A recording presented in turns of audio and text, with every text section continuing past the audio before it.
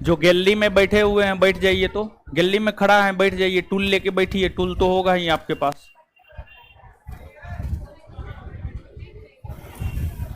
अरे गैलरी में जो खड़ा है टूल नहीं है?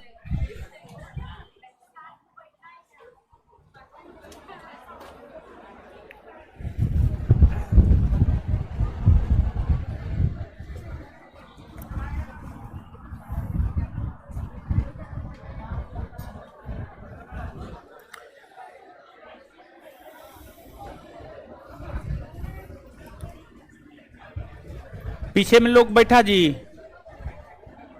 पीछे में ठीक है। देखिए पीछे वाले क्लासरूम के विषय में हम पूछ रहे हैं, इस क्लासरूम में पीछे के विषय में नहीं पूछ रहे हैं। पीछे वाला क्लासरूम ठीक ठाक है, दिखाई सुनाई दे रहा है? चलिए ठीक है।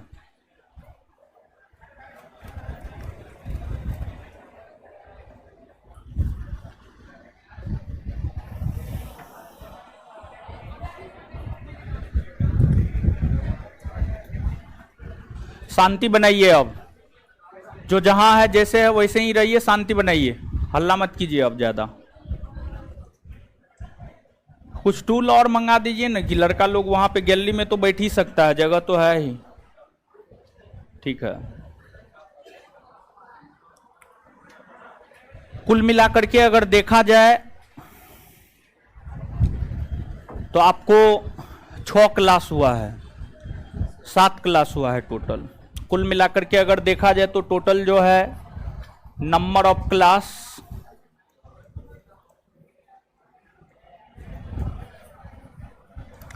7, जिसमें एक क्लास इंफॉर्मेशन को लेकर था, क्लास इंफॉर्मेशन 6 क्लास में आपको पढ़ाया गया है। 3 क्लास आपको बिट्टू झा सर का हुआ है,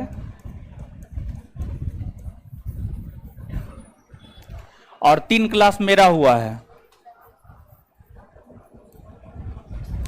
3 क्लास जो मेरा हुआ है इसमें हम आपको क्वेश्चन बैंक के विषय में बताए हैं, क्वेश्चन बैंक का डिस्कशन करवाए हैं। और 3 क्लास जो बिट्टू झा सर का हुआ है, बिट्टू झा सर उसमें आपको बायोलॉजी पढ़ाना प्रारंभ कर दिए हैं, बायो। और बायोलॉजी में पहला चैप्टर, जो पहला चैप्टर है सेल, सेल के विषय में आपको बताए हैं। बायोलॉजी में पहला चैप्टर सेल, सेल के विषय में जो है आपको बता रहे हैं। हो सकता है सेल खत्म हो गया हो या खत्म होने के कगार पर हो, चल ही रहा है। हाँ, तो 1 से 2 क्लास में जो है सेल आपका खत्म हो जाएगा। तो कुल मिलाकर के देखा जाए है, अब हल्ला मत कीजिए है। अब जो जैसे है छोड़ दीजिए, जो भी स्टाफ उस्टाफ है अब छोड़ दीजिए, जो जैसे है उसको रहने दीजिए, जाइए अब छोड़िए, अब हल्ला नहीं कीजिए, ठीक है? अब शांत हो जाइए। उस रो में जो आप लोग खड़ा है, आप लोग को टूल वूल नहीं मिला है? ठीक है, नहीं मिल रहा है तो खड़े रहिए, मिल जाएगा कल से। हम बोले थे इसको कल है टूल मंगाने के लिए, बोलता है टूल के लिए जगह है ना है। देखिए तो वो जगह ना है, वहां पे नहीं लगा सकता। ठीक है, टूल मंगा देते हैं, टेंशन नहीं लीजिए, कल से बैठने के लिए जगह मिल जाएगा। अब सुनिए, आराम से सुनिए, पढ़ने के लिए आए हैं पढ़िए, नौटंकी मत बतियाइए ज्यादा। अब जो क्लास होगा, मतलब इस वीक से लेकर अंतिम तक जो आपका क्लास होगा, आपको मूल तौर पर क्लास मंडे टू फ्राइडे होगा, मंडे टू फ्राइडे, लेकिन हो सकता है सैटरडे को भी क्लास हो। फ्राइडे को बता दिया जाएगा कि सैटरडे को क्लास होगा या नहीं होगा, लेकिन मूल तौर पर आपका क्लास मंडे टू फ्राइडे ही होगा। और जो मंडे टू फ्राइडे क्लास होगा, इसमें MWF में मेरा क्लास होगा और TTS में बिट्टू सर का क्लास होगा, बिट्टू सर का क्लास होगा। बिट्टू सर आपको बायोलॉजी पढ़ाएंगे और आज से हम आपके बैच में सब्जेक्ट की शुरुआत करने जा रहे हैं। जो सब्जेक्ट कहिएगा हम वो सब्जेक्ट पढ़ाना शुरू कर देंगे। आप हिस्ट्री कहिएगा हम हिस्ट्री भी पढ़ा सकते हैं, पॉलिटी कहिएगा पॉलिटी, ज्योग्राफी कहिएगा ज्योग्राफी, हमको कोई आपत्ति नहीं है। तीनों सब्जेक्ट हमको पढ़ाना है। जो सब्जेक्ट आप कहेंगे हम वो सब्जेक्ट पढ़ाना प्रारंभ कर देंगे। तो आज से आपके बैच में हल्ला नहीं करना है। आज से आपके बैच में जो है विषय प्रारंभ कर रहे हैं। और शुरुआती दिन भी जब ये बात पूछे थे तो अधिकतर छात्रों ने यह कहा कि इतिहास ही पढ़ाया जाए, और अभी भी इतिहास इतिहास ही आप लोग चिल्ला रहे हैं। तो इतिहास की ही शुरुआत करते हैं। क्या क्या पढ़िएगा? इतिहास ही, ज्योग्राफी, पॉलिटी, हाँ, हिस्ट्री। हिस्ट्री में क्या प्राचीन से पढ़िएगा या मध्यकालीन से, आधुनिक से? कहां से पढ़िएगा? प्राचीन से। प्राचीन से, चलिए ठीक है। और ऐसा नहीं है कि हल्ला नहीं कीजिए, हल्ला नहीं कीजिए। और ऐसा नहीं है कि आपको क्वेश्चन बैंक करवाना छोड़ दिए हैं, पढ़ाएंगे भी क्वेश्चन बैंक भी करवाएंगे, दोनों चीज को साथ लेकर के चलेंगे। सिर्फ क्वेश्चन बैंक को पकड़ के रखेंगे तो फिर सिलेबस हम लोगों का पीछे हो जाएगा। सिलेबस भी हम लोगों को समाप्त करना है। तो यही कारण है कि सिलेबस की शुरुआत आज से हम आपके बैच में करने जा रहे हैं। और सिलेबस के अंतर्गत जो सबसे बड़ा सब्जेक्ट है आपके सिलेबस का वह है आपको इतिहास। इसी वजह से हम आपको शुरुआत करने जा रहे हैं इतिहास से। क्वेश्चन बैंक भी रहेगा। देखिए आप देख सकते हैं यहां पर हम आपके लिए क्वेश्चन भी लाए हैं, क्वेश्चन भी लगाए हैं। ठीक है, क्वेश्चन भी हम आपको लगाए हुए हैं, तो क्वेश्चन भी हम आपको करवाएंगे। तो पहले पढ़ा देते हैं, पढ़ाने के बाद में क्वेश्चन हम आपको करवाएंगे।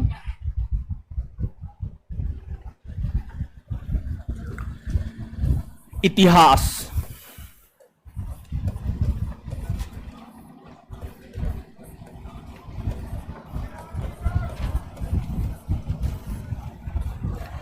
सुनिए, लिखना उखना नहीं है। जब लिखना होगा तो हम आपको लिखा देंगे, जब नोट देना होगा हम आपको नोट दे देंगे। है क्या दिक्कत है जी? है क्या दिक्कत है आप लोग को? है क्या दिक्कत है? काय मुंह लगा रहे? आइए आप आगे आइए, आइए दोनों आदमी आगे आइए, आइए आगे आइए।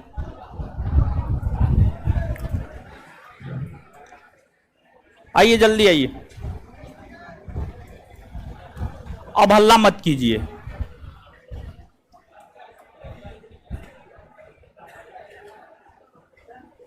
पेपर है जी।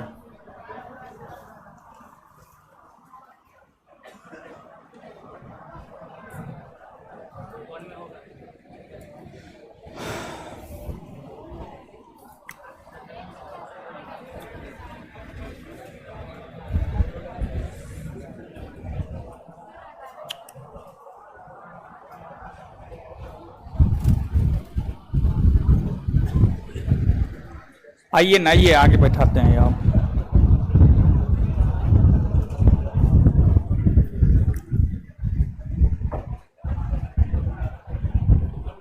दीजिए पेपर दीजिए। बैठिए यहाँ पे, बैठिए पलथी मार के बैठिए यहाँ, बैठिए वहाँ। आपका हाइट है हो? दरोगा की तैयारी करते हैं। कैटेगरी क्या है? BC1। तो OBC थोड़े कहिएगा, EBC न कहिएगा।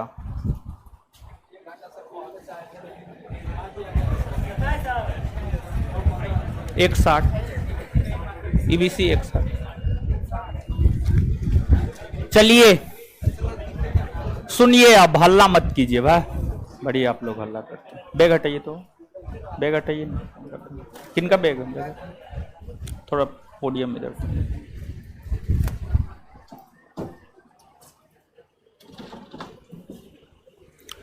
देखिए, इतिहास की अगर हम बात करें तो इतिहास काफी इंटरेस्टिंग सब्जेक्ट है, काफी आसान विषय है। अगर हम आपके परीक्षा के दृष्टिकोण से देखें, मतलब बिहार दरोगा परीक्षा के दृष्टिकोण से देखें, तो यह जो सब्जेक्ट है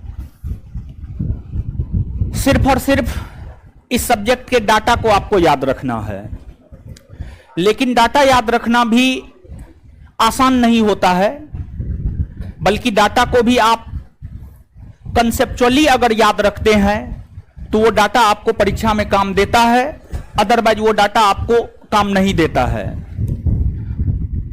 बहुत सारे लोग हमसे बोलते हैं कि आप इतना डाटा कैसे याद रखते हैं, तो हम सीक्वेंस बैठाए हुए हैं और उस आधार पर हम डाटा को याद रखते हैं, स्पेशली ईस्वी से संबंधित चीजों को। तो जब आप इतिहास पढ़ रहे हैं तो इतिहास में ईस्वी का जिक्र आना ही आना है, हर सूरत में ईस्वी का जिक्र आना है। जैसे कि एग्जाम्पल के तौर पर हम अकबर को पढ़े तो अकबर, अब मान लिया जाए कि बुक लिखता है अकबर का जन्म 1542 में हुआ, अकबर ने 1580 में 10 साला बंदोबस्त लागू किया, अकबर ने 1601 में असीरगढ़ के किला का विजय किया जो कि उनका अंतिम सेना अभियान था। फिर लिखता है अकबर का राज्याभिषेक 1556 में हुआ। फिर लिखता है अकबर ने बिहार बंगाल का अभियान 1574 से 76 के बीच किया। किताब में एज इट इज लिखा हुआ होता है, लेकिन उसको अगर आप सिलसिलेवार ढंग से लिख लेते हैं, कॉपी में सजा लेते हैं कि अकबर का जन्म 1542 में हुआ, अकबर अपने पिता से 3 वर्ष की अवस्था में मिले, 1545 में मिले। अकबर जब 9 वर्ष के थे अर्थात 1551 में अकबर लाहौर के सूबेदार बने। अकबर 1555 में गजनी के लाहौर के सूबेदार अकबर 9 वर्ष की अवस्था 1551 में गजनी के सूबेदार बने और 1555 में लाहौर के सूबेदार बने। 1556 में राज्याभिषेक हुआ। 1556 से 1560 बेरम खां के संरक्षण का काल, 1560 से 1564 पेटीकोट शासन या पर्दा शासन। इस बीच में ही 1562 में दास प्रथा को समाप्त किया, 63 में तीर्थ यात्रा कर को समाप्त किया, 64 में जजिया कर को समाप्त किया, 1571 में फतेहपुर सीकरी को बसाया, 1575 में फतेहपुर सीकरी में इबादत खाने की स्थापना की, 1578 में इबादत खाने में सभी धर्मों को आने की अनुमति मिली, सभी धर्म के धर्मगुरुओं को आने की अनुमति मिली। 1579 में मजहर की घोषणा की, 1582 में दीन इलाही धर्म स्थापित किया, 1583 में इलाही संवत की शुरुआत की। तो इस प्रकार से क्रमवार तरीका से आप चीजों को याद रख सकते हैं। इतिहास को सभी विषयों का जननी माना जाता है, मदर ऑफ ऑल सब्जेक्ट। हर विषय का जन्म इतिहास से ही हुआ है, हर विषय का जन्म इतिहास से हुआ है। और इतिहास में खास तौर पर हमें क्या पढ़ना होता है, तो वैसी घटनाएं जो घटित हो चुकी है। जैसे गांधी जी पैदा हुए यानी जन्म लिए, देश की आजादी के लिए लड़ाई लड़े और उनकी हत्या हो गई। सुभाष चंद्र बोस का जन्म 1897 में हुआ, देश की आजादी के लिए लड़े, हवाई दुर्घटना में 1945 ईस्वी में मारे गए। महात्मा बुद्ध आए इस पृथ्वी पर, ज्ञान का प्रसार किए, फिर वो चले गए। महान मौर्य सम्राट अशोक आए, एक विशाल साम्राज्य स्थापित किए, शासन प्रशासन किए, उनका निधन हो गया, उनका उत्तराधिकारी बना, फिर मौर्य साम्राज्य का पतन हो गया। अगर हम इतिहास की बात करें तो इतिहास विषय एक प्रकार से कहिए तो इतिहास में हमें कहानी देखना होता है। जैसे महात्मा गांधी, कहानी के रूप में महात्मा गांधी को देखेंगे, अशोक कहानी के रूप में अशोक को देखेंगे, अकबर को कहानी के रूप में देखेंगे। तो इतिहास की हर घटना अपने आप में एक कहानी है और हर कहानी हमें कुछ ना कुछ संदेश देता है। इतिहास एक विषय ही नहीं है, यह हमें जीवन जीने का एक शैली भी बताता है और साथ ही साथ हमें किस स्थिति में किस प्रकार के निर्णय लेने चाहिए। शासकों को पढ़ के आप उस चीज का विकास अपने अंदर कर सकते हैं, किस स्थिति में हमें किस प्रकार का निर्णय लेना चाहिए। यह सब तो समझने की बात हुई, लेकिन परिभाषिक तौर पर इतिहास को किस रूप में परिभाषित किया जाए। परिभाषिक तौर पर इतिहास को इस रूप में परिभाषित किया जाता है कि अतीत और वर्तमान, अतीत का मतलब पहले, पुराना, अतीत और वर्तमान के बीच निरंतर चलने वाली संवाद को हम लोग इतिहास कहते हैं। कुछ घटनाएं आप देखेंगे, कुछ घटनाएं आपको ऐसी मिलेगी जो प्राचीन काल में भी विद्यमान था, आज भी विद्यमान है। जैसे कि मूर्ति पूजा, अगर हम मूर्ति पूजा की ही बात करते हैं, मूर्ति पूजा भारत की पहली सभ्यता हड़प्पा सभ्यता को माना जाता है। हड़प्पा काल में भी मूर्ति पूजा का प्रचलन था और आज भी भारत में मूर्ति पूजा का प्रचलन है। क्या आज भारत में मूर्ति पूजा का प्रचलन नहीं है? एकदम है, निश्चित तौर पर भारत में मूर्ति पूजा का प्रचलन है। तो वैसी घटनाएं जो अतीत में भी घटित हो रहा था और आज भी घटित हो रहा है, तो अतीत और वर्तमान के बीच जो निरंतर चलने वाली संवाद होती है उसी को हम लोग इतिहास कहते हैं। इतिहास के परिभाषा से आपको कोई लेना देना नहीं है। इतिहास का परिभाषा आपसे आपके परीक्षा में आज तक ना पूछा गया है ना पूछा जाएगा। इतिहास को जानने के मूल तौर पर दो स्रोत हैं, एक पुरातात्विक स्रोत है और दूसरा साहित्यिक स्रोत है। अगर आपको इतिहास को जानना है, ऐतिहासिक घटनाओं को जानना है, तो पुरातात्विक स्रोत से आप ऐतिहासिक घटनाओं को जान सकते हैं और पुरातात्विक स्रोत के साथ साथ साहित्यिक स्रोत से आप ऐतिहासिक घटनाओं को जान सकते हैं। अब यहां पर आपके मन में एक प्रश्न आना चाहिए कि पुरातात्विक स्रोत क्या है और साहित्यिक स्रोत क्या है। तो पुरातात्विक स्रोत खुदाई से जिन वस्तुओं की प्राप्ति होती है उसे ही पुरातात्विक स्रोत के अंतर्गत रखा जाता है। साहित्यिक स्रोत के अंतर्गत साहित्य को रखा जाता है। जैसे कि आपको यह पता चलेगा कि चंद्रगुप्त मौर्य के दरबार में कौटिल्य रहता था, उन्होंने अर्थशास्त्र की रचना की है। अर्थशास्त्र से हमें चंद्रगुप्त मौर्य के विषय में जानकारी प्राप्त होता है। तो अर्थशास्त्र एक प्रकार का साहित्यिक स्रोत है। इसके बाद आपको पुष्यमित्र शुंग के दरबार में पतंजलि रहता था। पतंजलि ने महाभाष्य नामक ग्रंथ की रचना की है। महाभाष्य से हमें शुंग वंश के विषय में जानकारी प्राप्त होता है। तो जो आपको महाभाष्य है वह एक प्रकार का साहित्यिक स्रोत है। फिर महमूद गजनबी के साथ अलबरूनी आए थे। अलबरूनी ने किताबुल हिंद नामक ग्रंथ की रचना की है। किताबुल हिंद से हमें महमूद गजनबी तथा 11वीं सदी के भारत के विषय में जानकारी प्राप्त होता है। तो मतलब किताबुल हिंद एक प्रकार का साहित्यिक स्रोत है। तो साहित्यिक स्रोत, आशा करते हैं आप चीजों को समझे होंगे। साहित्यिक स्रोत के अंतर्गत प्राचीन काल से लेकर आधुनिक काल तक जो साहित्य की रचना हुई है उन साहित्यों से हमें जो जानकारी प्राप्त होता है उसी को हम लोग साहित्यिक स्रोत कहते हैं। पुरातात्विक स्रोत, जैसे कि मान लिया जाए हड़प्पाई स्थल को खोदा गया तो वहां से घोड़े के अस्थि पंजर मिले हैं, वहां से आपको लिपस्टिक का प्रमाण मिला है, जुते हुए खेत का प्रमाण मिला है, वक्राकार ईंट का प्रमाण मिला है।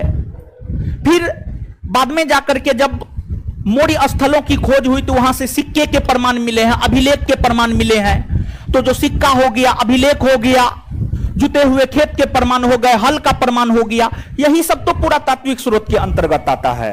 सीधा तौर पे कहिए ना, खुदाई से जो जिन वस्तुओं की प्राप्ति होती है उनसे हमें जो ऐतिहासिक घटनाओं के विषय में जानकारी प्राप्त होता है उसी को हम लोग पुरातात्विक स्रोत कहते हैं। इतना तो बात आपको क्लियर होना चाहिए कि इतिहास के अंतर्गत कुछ घटनाओं को हम लोग पढ़ते हैं और वैसी घटनाओं को हम लोग पढ़ते हैं जो घटनाएं घटित हो चुकी है। अब इतिहास का पिता किसे कहा जाता है? आप सभी लोग बचपन से लेकर आज तक इस बात को कई दफा सुने होंगे कि इतिहास का पिता किसे कहा जाता है। तो इतिहास की पिता की अगर हम बात करें तो इतिहास का पिता हेरोडोटस को कहा जाता है। हेरोडोटस को कहा जाता है और जो हेरोडोटस है वे आपको यूनान के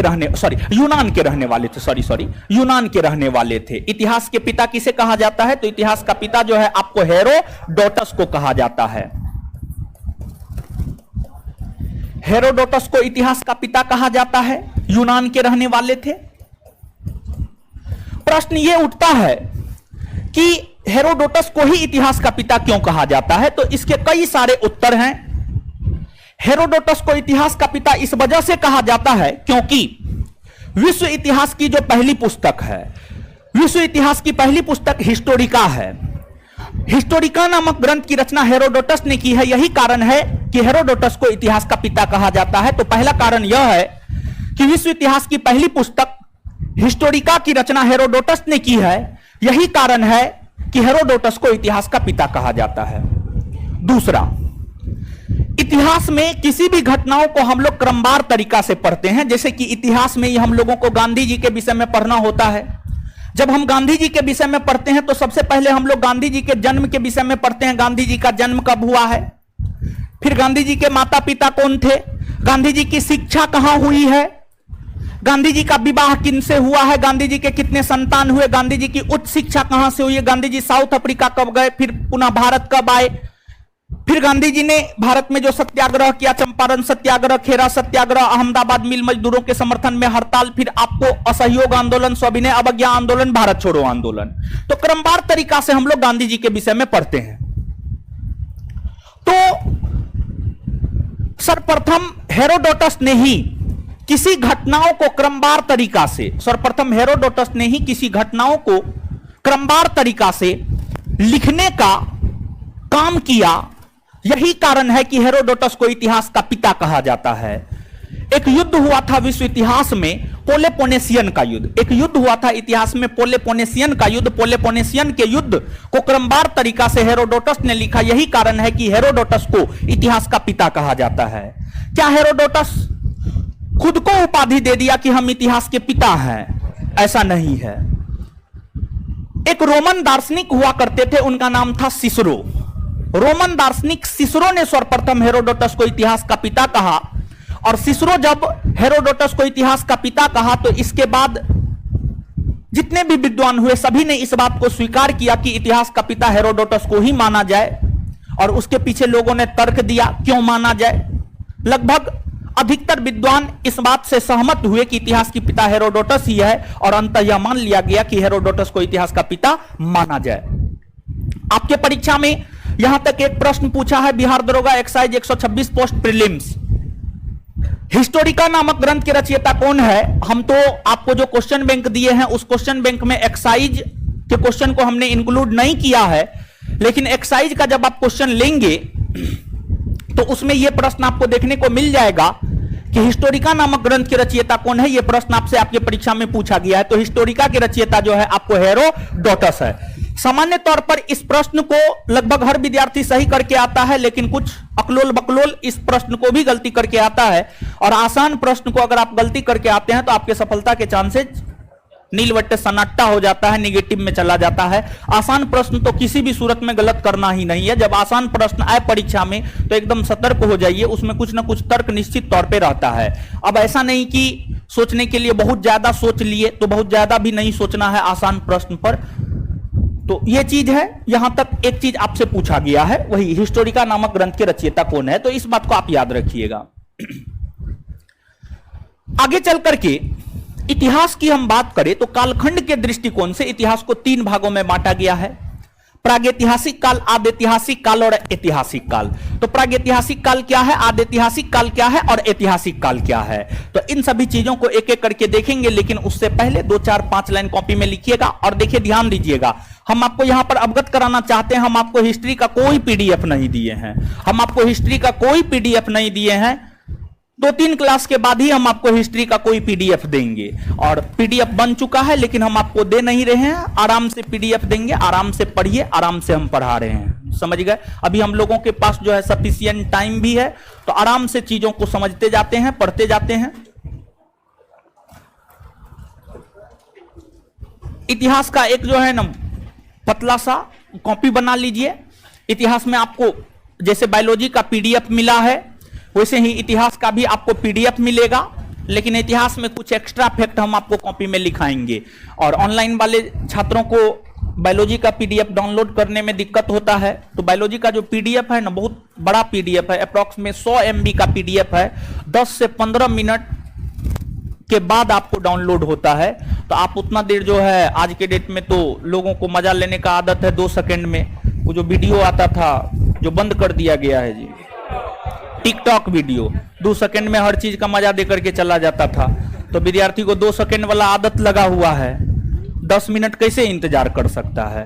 तो 10 से पीडीएफ डाउनलोड होने में 10 से 15 मिनट का समय लगता है। 100 MB का पीडीएफ है, अप्रॉक्स में 100 MB का पीडीएफ है, तो 10 से 15 मिनट लगेगा। तब तक स्क्रीन को जो है, स्क्रीन से लाइट आपको गायब नहीं होने देना, यही बात है जी, समझ गए? यानी जो है स्क्रीन पे लाइट होना चाहिए। विद्यार्थी क्या करता है, डाउनलोड ऑप्शन देख करके डाउनलोड मोड में दे देता है, छोड़ देता है, लाइट गायब हो जाता है, फिर से वो बैक चला जाता है। तो अगर आपको डाउनलोड करना है तो एक नंबर देते हैं, अगर आपको दिक्कत हो रहा है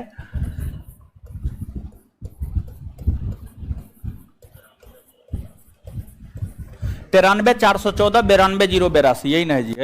यही ना है? ठीक है।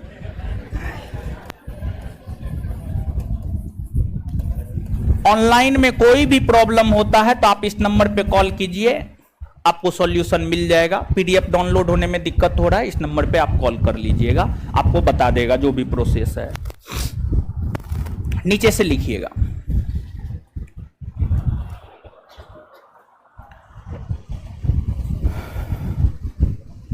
हेडिंग मार लीजिए, ऊपर में इतिहास लिखिएगा। वैसी घटनाएं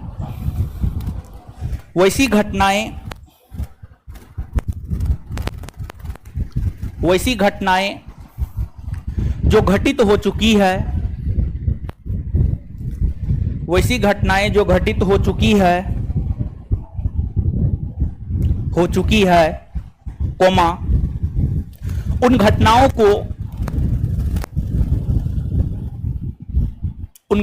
को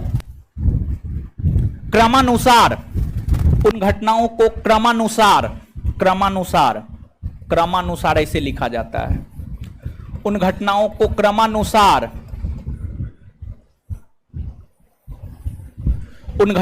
क्रमानुसार जिस विषय के अंतर्गत पढ़ते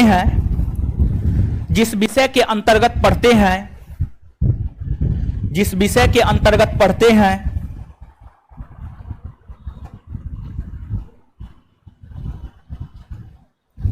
उसे ही इतिहास कहा जाता है।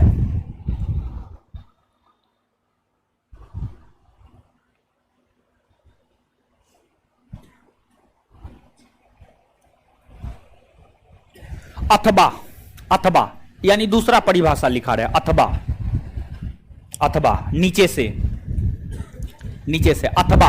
से अतीत और वर्तमान, अतीत मतलब पहले, अतीत और वर्तमान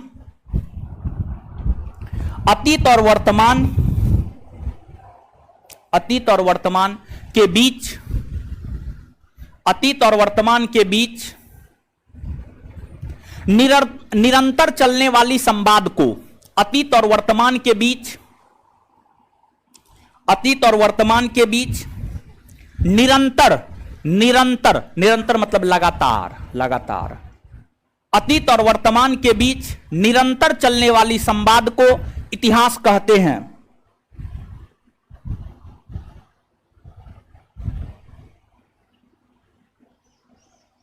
नीचे से अगला पॉइंट,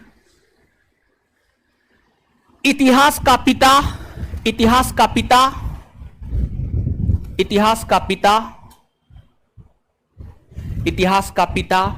यूनानी विद्वान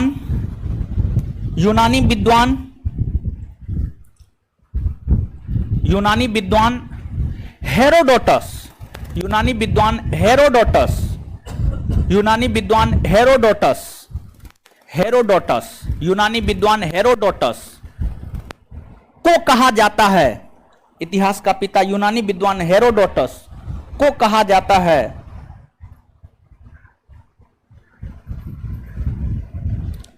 उसी लाइन में कंटिन्यू, रोमन दार्शनिक सिसरो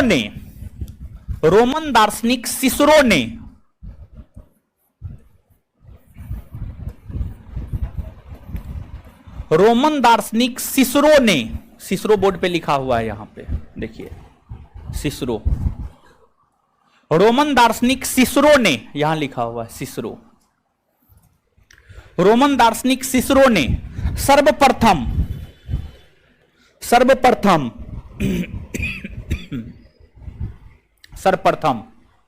हेरोडोटस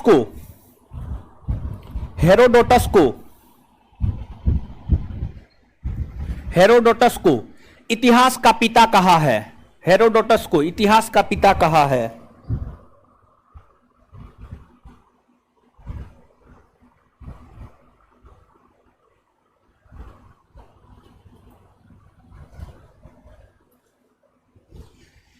हेरोडोटस ने, उसी लाइन में कंटिन्यू,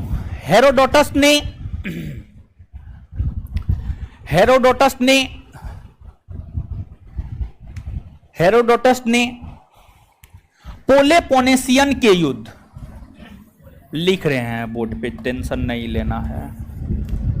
पेलोपोनेशियन के युद्ध,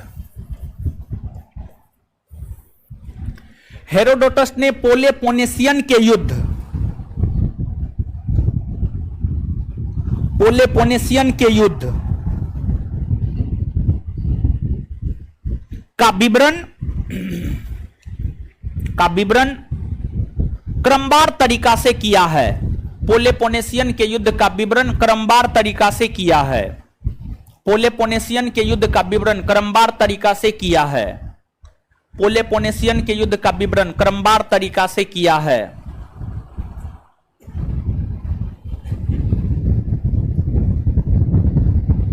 नीचे से नोट देकर के लिखिएगा, यह प्रश्न पूछ दिया है, इसी वजह से नोट देकर के लिखा रहे हैं। विश्व इतिहास की प्रथम पुस्तक हिस्टोरिका है। विश्व इतिहास की पहली पुस्तक हिस्टोरिका है।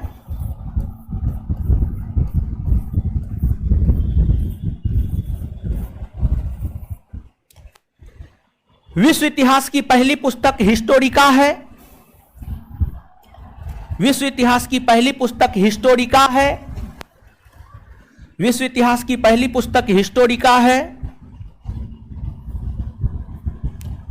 विश्व इतिहास की पहली पुस्तक हिस्टोरिका है, जिसकी रचना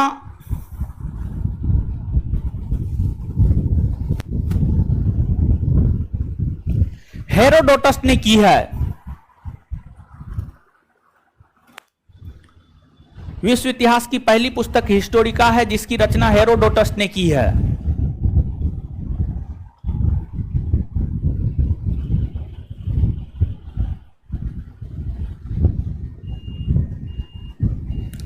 चलिए अब देखिएगा,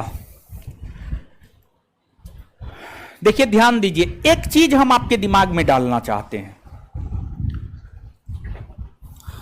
बात यह है कि देखिए, जब आप इतिहास पढ़ते हैं ना, इतिहास को हम लोग भारतीय इतिहास, सॉरी इतिहास नहीं, इतिहास तो बहुत कुछ है। हम लोगों के परीक्षा में ज्यादातर प्रश्न भारतीय इतिहास से आते हैं, तो हम लोग मुख्य तौर पर भारतीय इतिहास को ही पढ़ते हैं। जब हम भारतीय इतिहास को पढ़ते हैं तो भारतीय इतिहास को हम लोग तीन भाग में बांटकर पढ़ते हैं। जो भारत का इतिहास है, भारत के इतिहास को हम लोग तीन भाग में बांटकर पढ़ते हैं। एक होता है प्राचीन भारत का इतिहास, दूसरा होता है मध्यकालीन भारत का इतिहास, और तीसरा होता है आधुनिक भारत का इतिहास। तीसरा होता है आधुनिक भारत का इतिहास। एक प्राचीन भारत का इतिहास, दूसरा मध्यकालीन भारत का इतिहास, और तीसरा आपको आधुनिक भारत का इतिहास। प्राचीन भारतीय इतिहास के अंतर्गत मुख्य तौर पर हम लोग 2500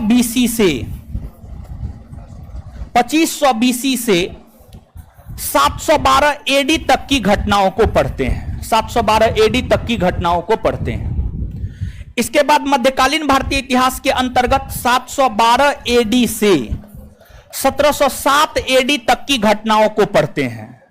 1760 AD तक की घटनाओं को पढ़ते हैं। फिर आधुनिक भारतीय इतिहास के अंतर्गत हम लोग 1707 AD से 1947 AD तक की घटनाओं को पढ़ते हैं। तो अब देखिएगा भाई जी लोग, यहां पर एक शब्द आया है BC और एक शब्द आया है आपको AD। तो एक शब्द BC आया है और एक शब्द क्या आया है, AD। BC और AD, हम आशा करते हैं कि आप ग्रेजुएट हैं, तो आप इतना बात निश्चित तौर पर समझ पा रहे होंगे कि BC और AD किसे कहा जाता है। लेकिन फिर भी हम यह मानते हैं कुछ लोग निश्चित तौर पर समझ रहे होंगे, इसमें कोई शक नहीं है। और अधिकतर लोग ऐसे होंगे जो इस बात को समझ पा रहे होंगे कि BC का मतलब क्या होता है, AD का मतलब क्या होता है। लेकिन कुछ लोग ऐसे होंगे जो इस बात को नहीं जान रहे होंगे। जो जानते हैं अच्छी बात है, जो नहीं जानते हैं उनके लिए बता रहे हैं देखिए, आप सभी लोग जानते हैं यह जो संसार है यहां पर कई सारे धर्म अस्तित्व में है। जैसे सिख धर्म हो गया, बौद्ध धर्म हो गया, जैन धर्म हो गया, ईसाई धर्म हो गया, हिंदू धर्म हो गया, इस्लाम धर्म हो गया, इत्यादि, पारसी धर्म हो गया, इत्यादि इत्यादि। कई सारे धर्म अस्तित्व में हैं। उन धर्मों में एक धर्म है ईसाई धर्म। और जो ईसाई धर्म है, ईसाई धर्म के संस्थापक ईसा मसीह हैं। ईसाई धर्म के संस्थापक ईसा मसीह हैं। ईसा मसीह के विषय में यह कहा जाता है कि ईसा मसीह का जन्म 1 ईस्वी में हुआ है। ईसा मसीह का जन्म कब हुआ है? 1 ईस्वी में। तो ईसाई धर्म के संस्थापक ईसा मसीह हैं। ईसा मसीह हैं। ईसा मसीह का जन्म 1 ईस्वी में हुआ है। ईसा मसीह के जन्म के पहले, ईसा मसीह के जन्म के पहले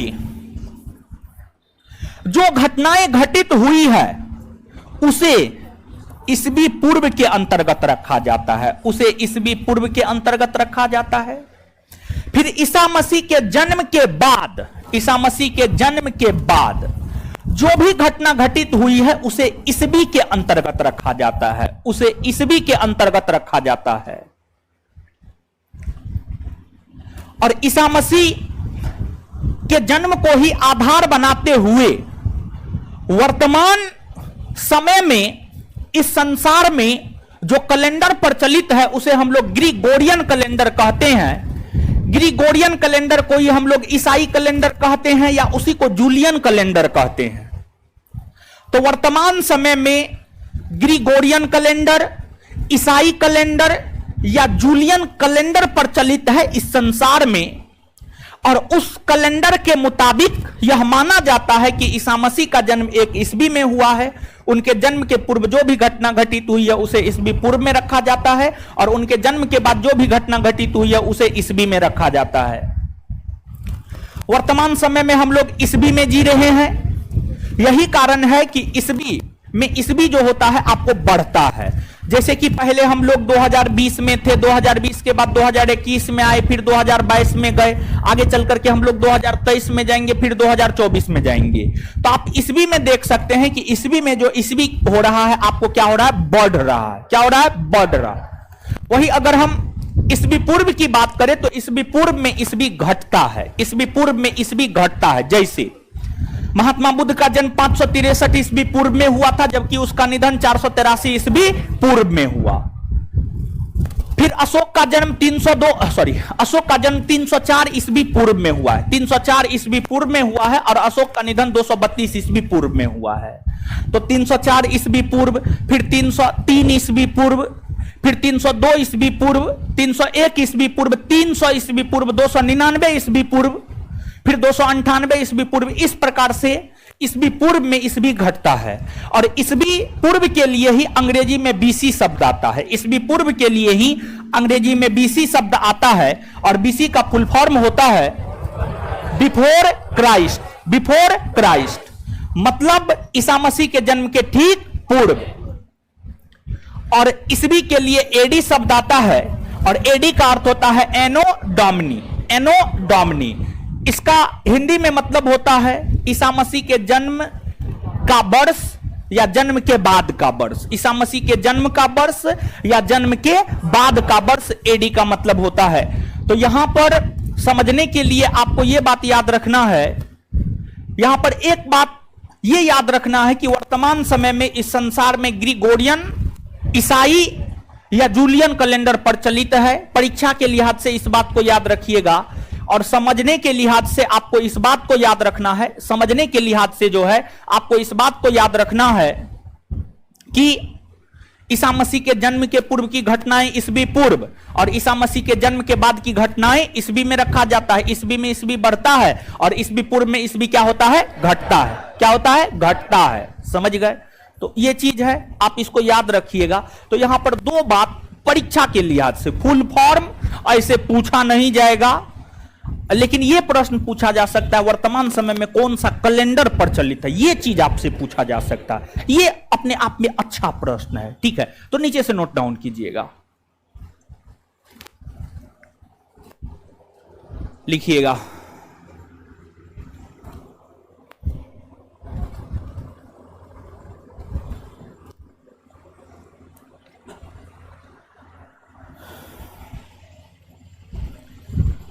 हेडिंग मारिएगा ईसा मसीह, ईसा मसीह, ईसा मसीह, ईसा मसीह।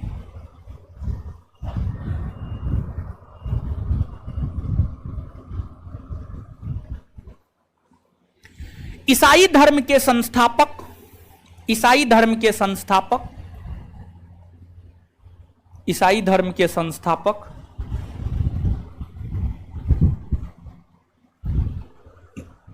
ईसा मसीह को माना जाता है, ईसाई धर्म के संस्थापक ईसा मसीह को माना जाता है, ईसाई धर्म के संस्थापक ईसा मसीह को माना जाता है, माना जाता है, माना जाता है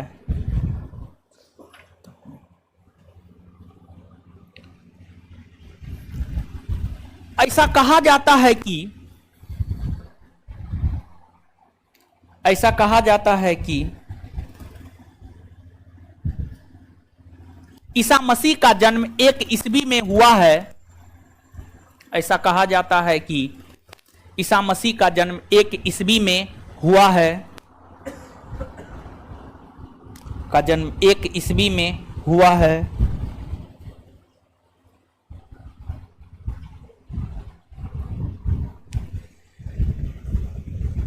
इनके जन्म के पूर्व, इनके जन्म के पूर्व,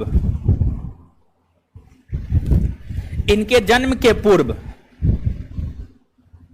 इनके जन्म के पूर्व जो भी घटनाएं घटित हुई है, इनके जन्म के पूर्व जो भी घटनाएं घटित हुई है,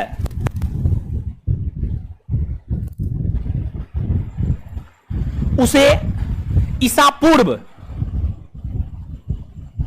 उसे इनके जन्म के पूर्व जो भी घटनाएं घटित हुई है, इनके जन्म के पूर्व जो भी घटनाएं घटित हुई है, उसे ईसा पूर्व, ईसा पूर्व अर्थात बीसी, ईसा पूर्व अर्थात बीसी, बीसी, ईसा पूर्व अर्थात बीसी में रखा जाता है, अर्थात बीसी में रखा जाता है।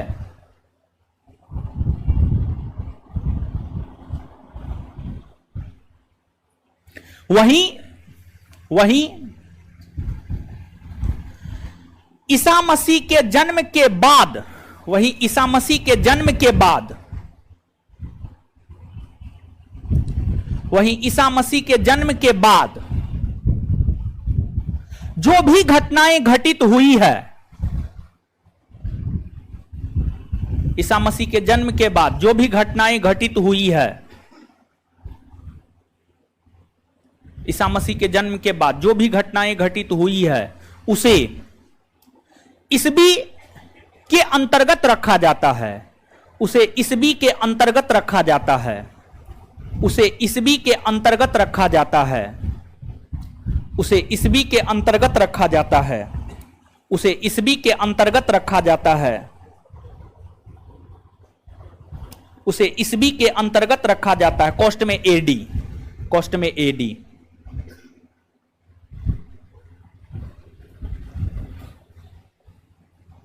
उसी में कंटिन्यू लिखते जाइएगा। ईसा पूर्व में ईसवी घटता है, ईसा पूर्व में, ईसा पूर्व में, ईसा पूर्व में, ईसा पूर्व में ईसवी घटता है, ईसा पूर्व में ईसवी घटता है जैसे, जैसे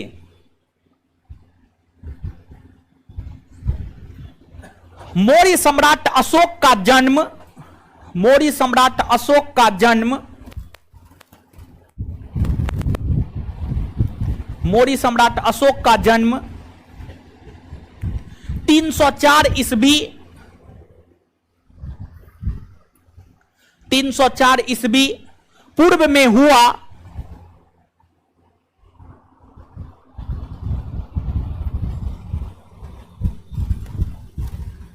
जबकि निधन 232 ईस्वी पूर्व में हुआ।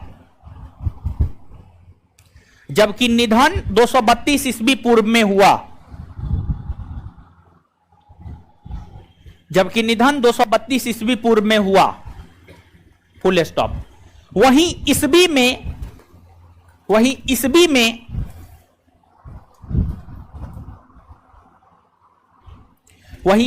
में ईस्वी बढ़ता है। वहीं ईस्वी में ईस्वी बढ़ता है, जैसे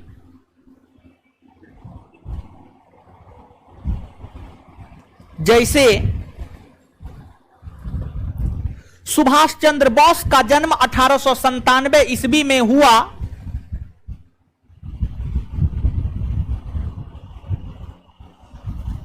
जैसे सुभाष चंद्र बोस का जन्म 1897 ईस्वी में हुआ। सुभाष चंद्र बोस का जन्म 1897 ईस्वी में हुआ तथा वे 1945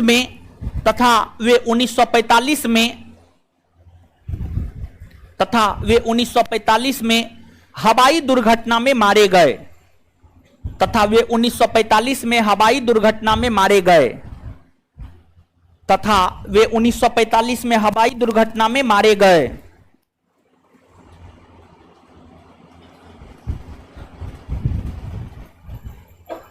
हवाई दुर्घटना में मारे गए।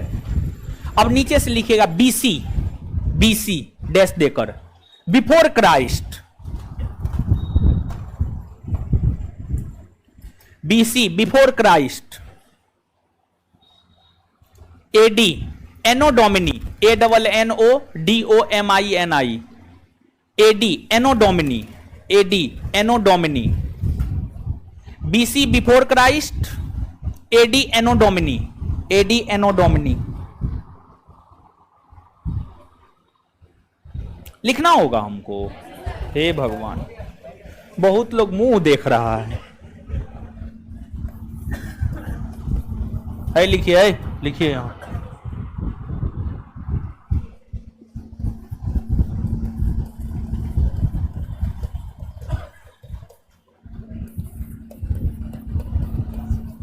नीचे से नोट देकर के लिखिएगा, नोट देकर के लिखिएगा, नोट NOTE नोट। और यह परीक्षा के लिहाज से महत्वपूर्ण है। वर्तमान में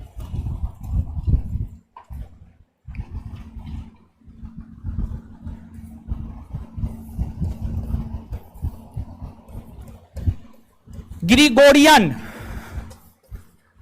ऑब्लिक जूलियन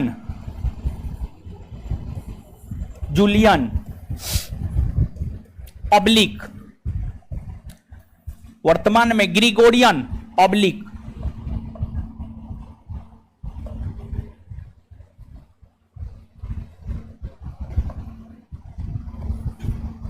जूलियन ऑब्लिक ईसाई, वर्तमान में ग्रिगोरियन ऑब्लिक जूलियन ऑब्लिक ईसाई कैलेंडर प्रचलित है। कैलेंडर प्रचलित है। कैलेंडर प्रचलित है।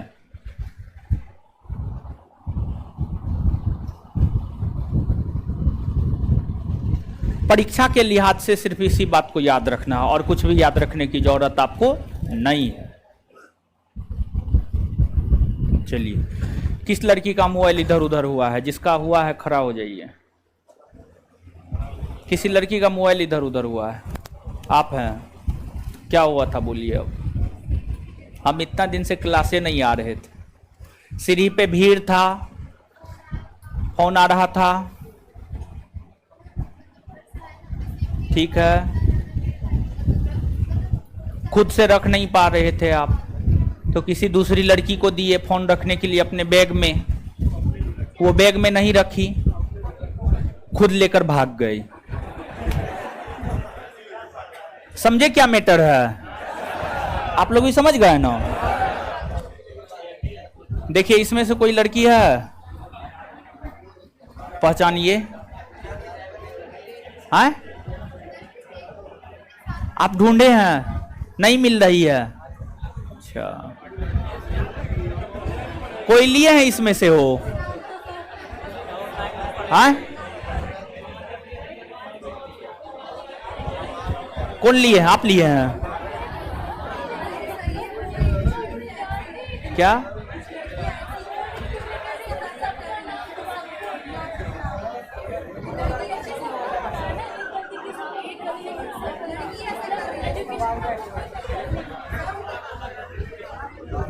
कोई है लड़की इसमें? देखिए ना आप थोड़ा सा। अरे हंस रहे हैं बकलुल, बाद में कहिएगा कि फिर हमको मेरा मोबाइल नहीं दिलवा दिए। मैसेज दिखाते, कैसन कैसन मैसेज किए ये लड़की हमको दिखाते हैं। देखिए, मेरा हर चीज ओपन है, हम खुला पढ़ना है, जिसको पढ़ना है पढ़ लीजिए। क्या नंबर है जी? नंबर कौन चीज शुरू होता है? किस चीज से नंबर, किस चीज से शुरू होता है?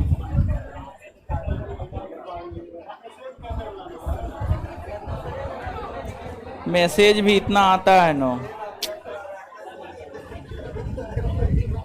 हाँ,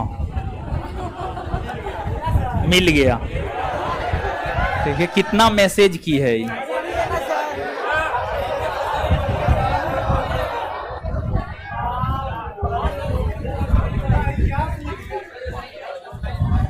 खैर, आपका मजाक नहीं उड़ा रहे हैं, ठीक है। हाँ, 4 दिन से आप परेशान हैं, हमको पता है, ठीक है।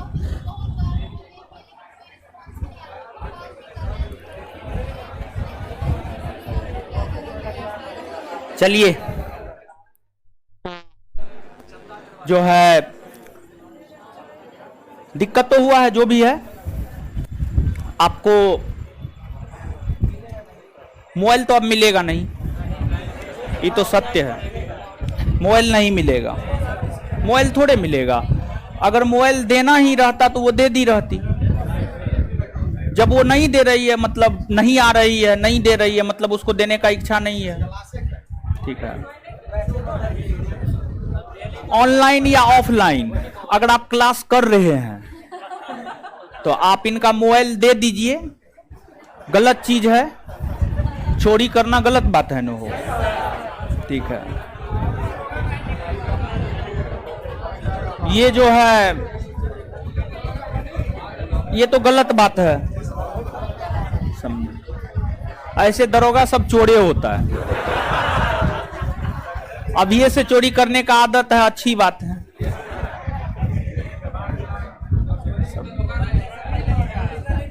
तो चोरी करके नहीं बन पाइएगा, बाद में चोरी कीजिएगा, वो ठीक है, समझे। हाँ, जरूरी नहीं है कि हाँ, अच्छा तो होता ही है, ठीक है। तो क्या किया जाए इसका मोबाइल? कितना का मोबाइल है जी? है रुकिए, शांत होइए, सुनने दीजिए। कितना का मोबाइल है? कितना का मोबाइल है? 10,000 का है।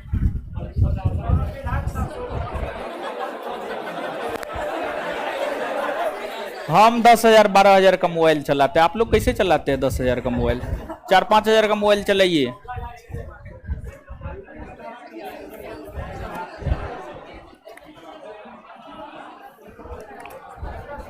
देखिए, इससे पहले बिहार एसएससी बैच में वो लड़की का मोबाइल चोरी हुआ, हम खुद खरीद के दिए थे, समझे। हम खुद खरीद के दिए हैं उसको। अब हर बैच में मोबाइल चोरी हो, हम अपने पॉकेट से देंगे तो ये पॉसिबल नहीं ना है वो, ठीक है। तो इनका मांग था कि क्लासरूम में कैमरा लगवा दीजिए, तो क्लासरूम में हम कैमरा लगवा सकते हैं, ठीक है। सीढ़ी पे आपका चोरी हुआ था तो क्लासरूम से तो कोई मतलब ही नहीं है, समझे। अच्छा ठीक है, बैठ जाइए आप। सभी लोगों से रिक्वेस्ट है, स्पेशली लड़की ही ली है तो लड़की से रिक्वेस्ट है, अगर आप ऑनलाइन भी कर रहे हैं तो आपसे रिक्वेस्ट है, अगर आप कहीं भी कर रहे हैं, अगर आप हमको सुन पा रहे हैं तो आपसे रिक्वेस्ट है कि आप इनका मोबाइल 1 से 2 दिन में दे दीजिए, अच्छा होगा। किसी का बद्दुआ मत लीजिए, इसका मोबाइल चोरी हुआ है तो निश्चित तौर पे ये बद्दुआ देंगी, और बद्दुआ सही नहीं होता है, मेरा ये मानना है। अब बाद बाकी जो है, इस लड़की को मोबाइल दिया जाएगा, आपको धैर्य रखना होगा। बिहार एसएससी बैच में भी जब मोबाइल चोरी हुआ था तो हम बोले थे देंगे, लेकिन मेरा थोड़ा सा लेट चलता है हर चीज, ठीक है, मतलब हम लेट से थोड़ा सा, बात है कि हमको खुद समय नहीं मिलता है, बहुत चीज देखना होता है, तो हम स्टाफ को कह देंगे तो कल भी आ जाएगा, अभी भी आ जाएगा। 1 से 2 दिन 3 दिन आप वेट कीजिए, आपको मोबाइल मिल जाएगा, ठीक है। आप जो है, लेकिन यही है कि जो है अब आगे से इस बैच में ऐसा होगा तो फिर कुछ नहीं, समझे।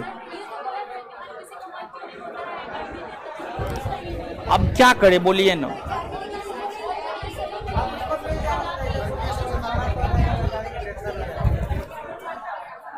समझे। आप बोल दीजिएगा कौन सा मोबाइल है, क्या है, नहीं है, देख लिया जाएगा, ठीक है। चलिए अब आते हैं, देखते हैं। अगर आप लोग लिए हैं तो दे दीजिए, ऑनलाइन ऑफलाइन जिस भी मोड में आप कर रहे हैं आप दे दीजिए, किसी का बद्दुआ मत लीजिए, हम यही कहेंगे। चलिए अब आइए, बोर्ड पे आइए, बोर्ड पे आइए, अब हो गया।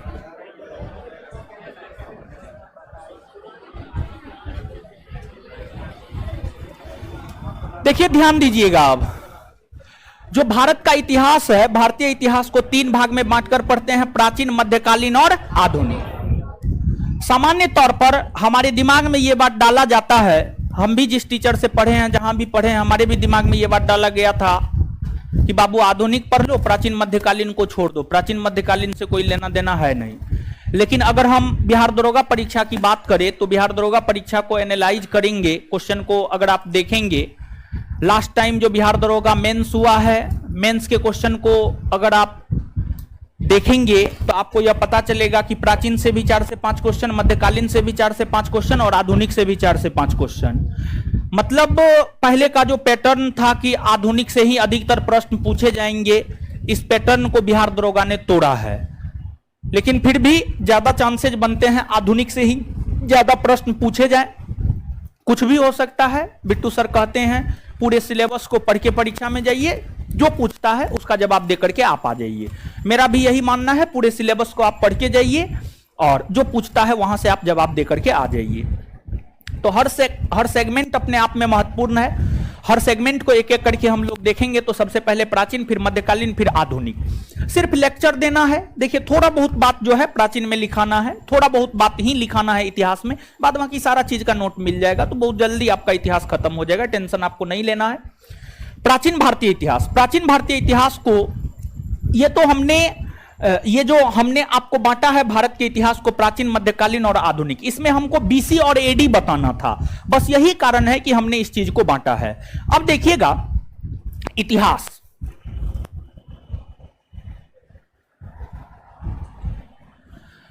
अगर हम इतिहास की बात करें, अगर हम इतिहास की बात करें तो समय यानी कालखंड, देखिए जीवन में अगर किसी भी चीज का सबसे ज्यादा महत्व देना है ना, समय का महत्व दीजिए, समय का सदुपयोग कीजिए। और अगर आप समय का सदुपयोग करते हैं तो समय जो है ना आपको उस ऊंचाई पे पहुंचा देगा जहां पर देखने में किसी को मुंह ऐसे करना होगा, मतलब टेढ़ा करके आपको देख पाएगा, सीधा सीधा नहीं देख पाएगा। तो समय का सदुपयोग कीजिए। लेकिन हम दावे के साथ कहते हैं 90% छात्र ऐसे हैं जो समय का दुरुपयोग करते हैं, 10% ही छात्र समय का सदुपयोग करते हैं। यही कारण है कि 10% ही छात्र सफल होते हैं। कालखंड के दृष्टिकोण से इतिहास को 3 भागों में बांटकर हम लोग पढ़ते हैं। एक होता है आपको प्रागैतिहासिक काल,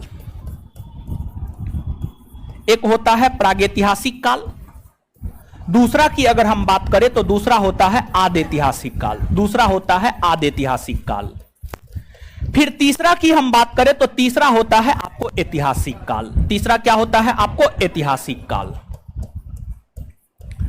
ऐतिहासिक काल यहां पर देखिएगा भाई जी लोग, इससे पहले हमने एक बात बताया है आज के सेशन में ही कि इतिहास को जानने के मुख्य तौर पे 2 स्रोत हैं, एक पुरातात्विक स्रोत है और दूसरा आपको साहित्यिक स्रोत है। एक पुरातात्विक स्रोत है, दूसरा आपको साहित्यिक स्रोत है।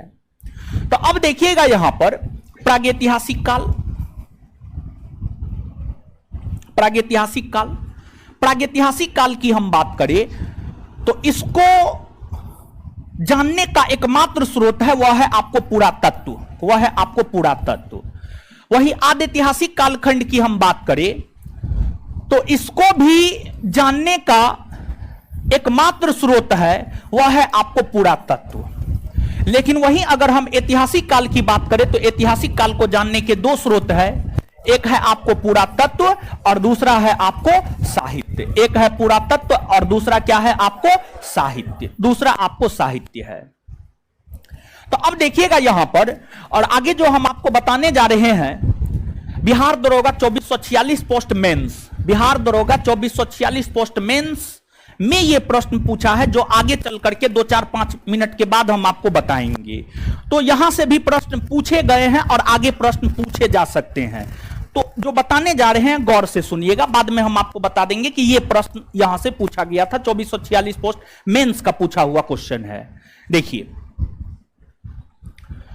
मानव, मानव जैसे कि आप इस बात को समझिएगा कि आज के डेट में आप युवावस्था में हैं, आप में सोचन शक्ति है, आप सोच सकते हैं, आप टहल सकते हैं, आप लिख सकते हैं, आप पढ़ सकते हैं, आप हर काम कर सकते हैं, मतलब आप सभ्य हैं। लेकिन जब आप जन्म लिए थे तो क्या उस समय आप टहल सकते थे? क्या उस समय आप लिख सकते थे? ना टहल सकते थे, ना लिख सकते थे, ना आप में सोचन शक्ति थी। जिस प्रकार से एक बच्चे का विकास धीरे धीरे होता है, बच्चा धीरे धीरे बड़ा होता है, युवा होता है, प्रौढ़ावस्था में जाता है, वृद्धावस्था में जाता है, फिर उनका निधन हो जाता है। उसी प्रकार से जब इस पृथ्वी पर मानव की उत्पत्ति हुई तो मानव हर बातों से अनभिज्ञ थे, उन्हें कुछ भी पता नहीं था क्या पहनना है, क्या खाना है, क्या करना है, क्या नहीं करना, कुछ भी मानव को पता नहीं था। लेकिन धीरे धीरे जो है मानव को हर चीज पता हुआ। मानव को जब धीरे धीरे पता हुआ तो मानव जो है शुरुआती दौर में अपने गुप्त अंग को पत्ता से ढकना शुरू कर दिया। शुरुआती दौर में मानव कच्चा मांस खाया करता था, लेकिन जब एक पत्थर से दूसरा पत्थर टकराया तो आग की ज्वाला उत्पन्न हुई। इसके बाद आग की खोज हुई, और जब आग की खोज हुई तो उसके बाद कच्चा मांस मानव नहीं खाने लगे बल्कि आग पर पका करके मांस खाना शुरू कर दिए। तो जैसे जैसे चीजों का आविष्कार होता गया वैसे वैसे मानव उन चीजों को जो है उपयोग में लाना शुरू किया और उपयोग में लाने का काम किया। तो शुरुआती दौर का जो मानव था, शुरुआती दौर का जो मानव था वह असभ्य एवं बर्बर था। असभ्य एवं बर्बर था मतलब उन्हें कुछ भी अता पता नहीं था, जैसे तैसे वो रहता था। तो परिभाषिक दृष्टिकोण से, परीक्षा के दृष्टिकोण से हम इन तीनों को परिभाषित करते हैं, प्रागैतिहासिक काल को, आदि ऐतिहासिक काल को और ऐतिहासिक काल को परीक्षा के दृष्टिकोण से हम आपको परिभाषित करते हैं। प्रागैतिहासिक काल उस कालखंड को कहा जाता है जिस कालखंड का कोई लिखित साक्ष्य उपलब्ध नहीं है। उस कालखंड को प्रागैतिहासिक कालखंड कहा जाता है जिस कालखंड का कोई लिखित साक्ष्य उपलब्ध नहीं है। कोई लिखित साक्ष्य उपलब्ध नहीं है। जब लिखित साक्ष्य उपलब्ध नहीं है तो पढ़ा जाने का तो कोई सवाल ही पैदा नहीं होता, पढ़ा जाने का कोई सवाल पैदा नहीं होता है। आदि ऐतिहासिक कालखंड उस कालखंड को कहा जाता है जिसका लिखित साक्ष्य उपलब्ध है, जिसका लिखित साक्ष्य उपलब्ध है लेकिन उसको पढ़ा नहीं जा सका, पढ़ा नहीं जा सका, उसको आदि ऐतिहासिक कालखंड। फिर ऐतिहासिक कालखंड उस कालखंड को कहा जाता है जिसका लिखित साक्ष्य उपलब्ध है, लिखित साक्ष्य उपलब्ध है और उसको पढ़ा भी जा सकता है, पढ़ा भी जा सकता है, उसी को ऐतिहासिक कालखंड कहते हैं। तो यहां पे परीक्षा के दृष्टिकोण से जो है आप इस चीज को याद रखिएगा, प्रागैतिहासिक काल उस कालखंड को कहा जाता है जिसका लिखित साक्ष्य उपलब्ध नहीं है, और जब उपलब्ध ही नहीं है तो पढ़ने का तो कोई सवाल ही पैदा नहीं होता है, प्रागैतिहासिक कालखंड कहलाता है। इसके विषय में जानकारी हमें पुरातात्विक स्रोत से प्राप्त होती है और इसके अंतर्गत यानी यानी प्रागैतिहासिक कालखंड के अंतर्गत जो है आपको पाषाण युग आता है, पाषाण युग आता है यानी स्टोन एज आता है, स्टोन एज आता है। और स्पेशली प्रागैतिहासिक कालखंड के विषय में जानकारी हमें पत्थर से जो बने औजार हैं उससे हमें प्राप्त होती है, पत्थर से बने औजार से हमें प्रागैतिहासिक कालखंड के विषय में जानकारी प्राप्त होता है तो इसके अंतर्गत पाषाण युग को रखा जाता है, पाषाण युग को रखा जाता है। फिर आगे है आदि ऐतिहासिक कालखंड, उस कालखंड को कहते हैं जिसका लिखित साक्ष्य उपलब्ध है लेकिन उसको पढ़ा नहीं जा सका है। और इसके अंतर्गत जो है भारत के भीतर हड़प्पा सभ्यता और वैदिक सभ्यता को रखा जाता है। हड़प्पा कालीन लिखित साक्ष्य उपलब्ध है लेकिन आज तक कोई भी विद्वान उसको पढ़ने में सक्षम नहीं हो पाया है, वो नहीं पढ़ पाया है। तो इसके अंतर्गत जो है हम लोग मूल तौर पर हड़प्पा सभ्यता को रखते हैं, हड़प्पा सभ्यता को रखते हैं। और एक बात ध्यान दीजिएगा यहां पर, यह जो प्रागैतिहासिक कालखंड है, इस प्रागैतिहासिक कालखंड के विषय में इतिहासकारों को भी बहुत ज्यादा जानकारी प्राप्त नहीं है। अगर इतिहासकारों को बहुत ज्यादा जानकारी प्राप्त होता तो इसके विषय में जो है आपको कई सारी पुस्तकें लिखी गई होती, लेकिन ऐसा नहीं है। इसके विषय में बहुत कम पुस्तक लिखी गई है, बहुत कम विद्वानों ने प्रागैतिहासिक कालखंड के ऊपर प्रकाश डालने का काम किया है। और वहीं यहां से जो है प्रश्न ना के बराबर पूछता है।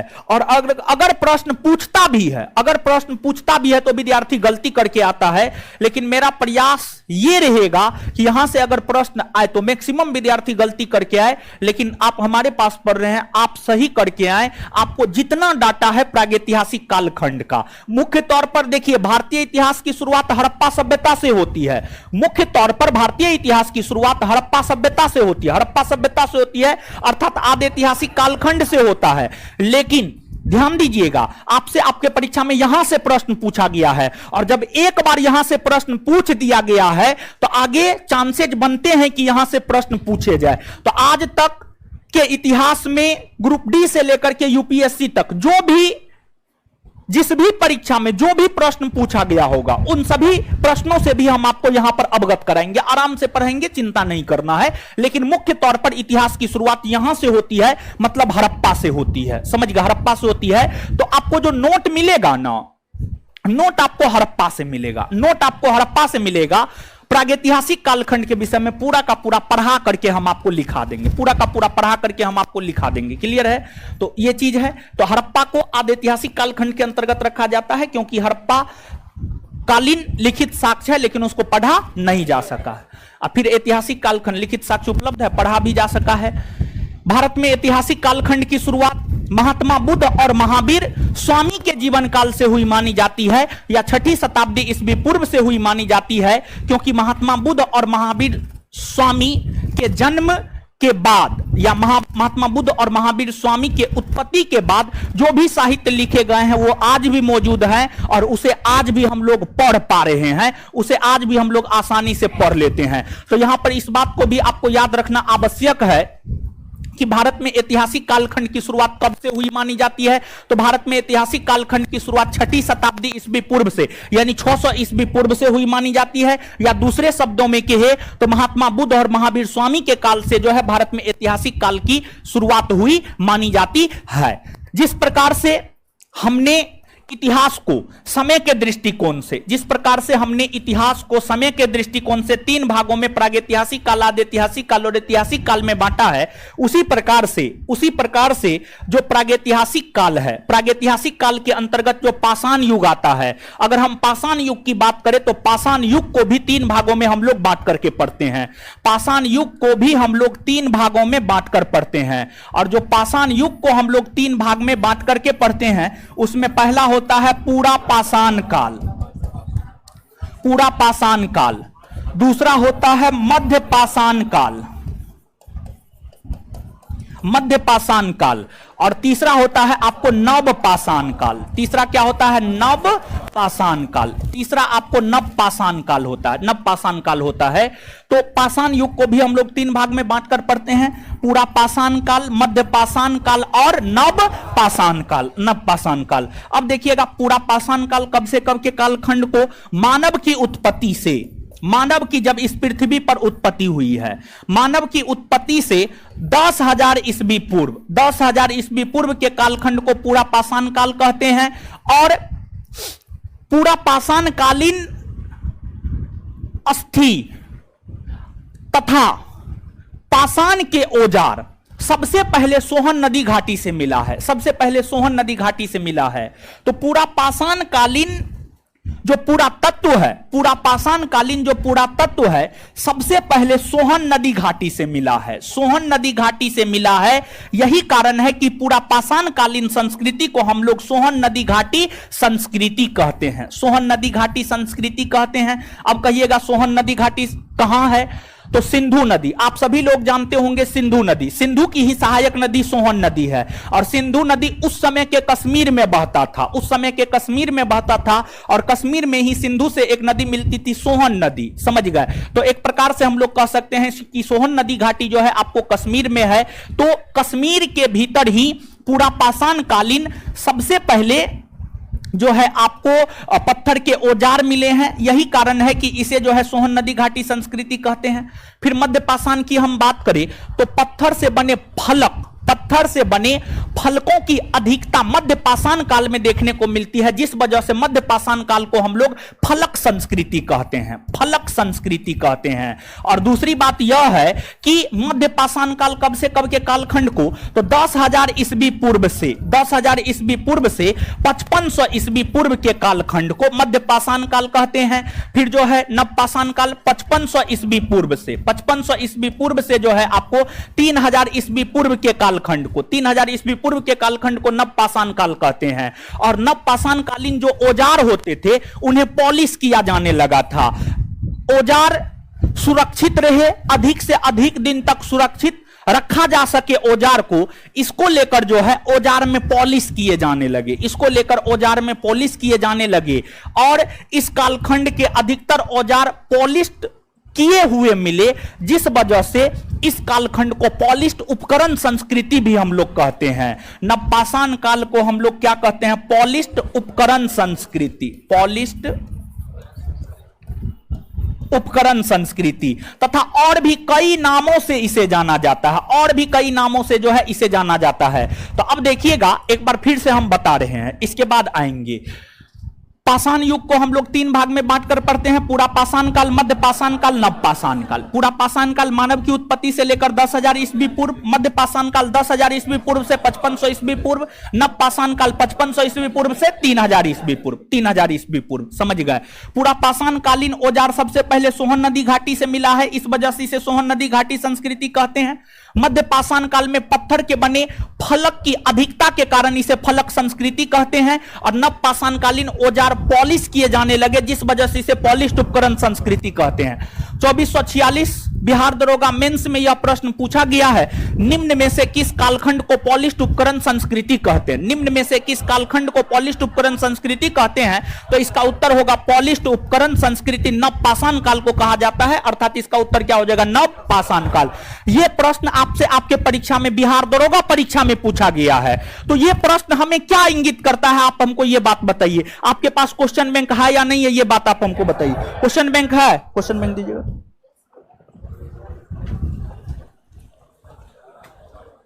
पूरा है ना जी?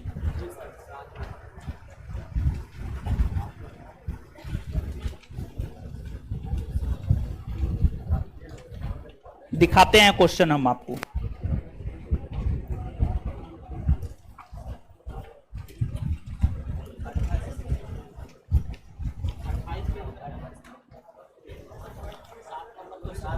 देख रहे हैं, देख रहे हैं।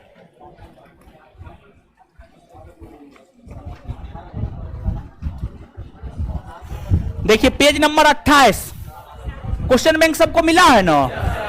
पेज नंबर 28 क्वेश्चन नंबर 7 पे आइए। Page number 28 question number 7।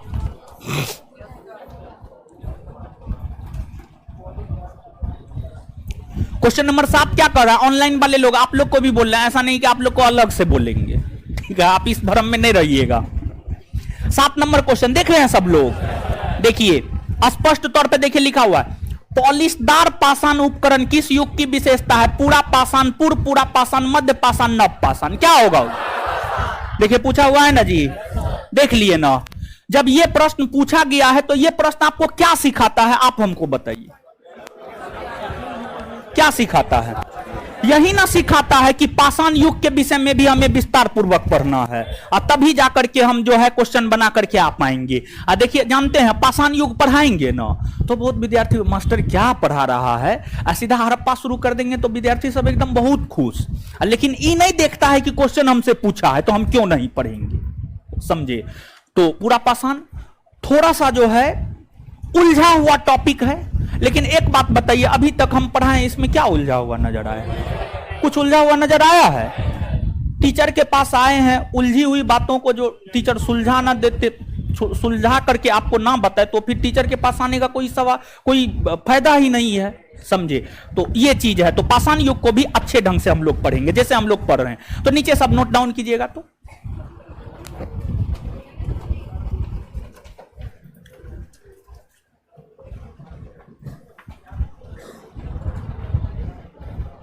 लिखिएगा,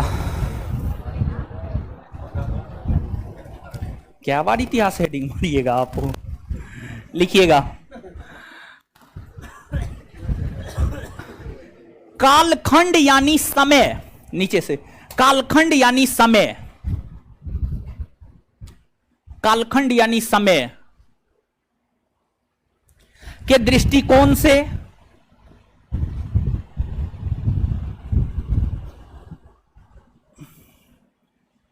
इतिहास को 3 भागों में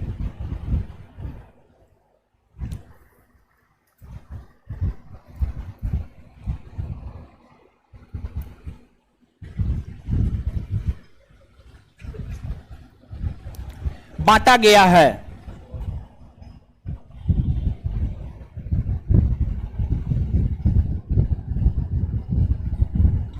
एक नंबर में प्रागैतिहासिक काल, प्रागैतिहासिक काल,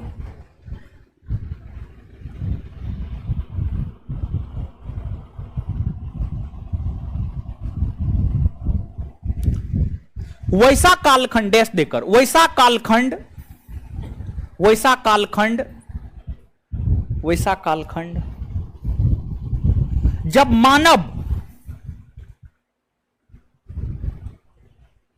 वैसा कालखंड जब मानव असभ्य एवं असभ्य, असभ्य, असभ्य, असभ्य संजू, असभ्य एवं बर्बर, असभ्य एवं बर्बर लिखना होगा। हे भगवान, आप लोग का हिंदियों कमजोर है हो। असभ्य एवं बर्बर,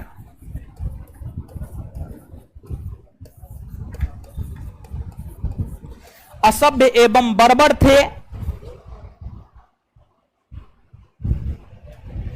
तथा वे लेखन कला से परिचित नहीं थे, तथा वे लेखन कला से परिचित नहीं थे, तथा वे लेखन कला से परिचित नहीं थे, तथा वे लेखन कला से परिचित नहीं थे।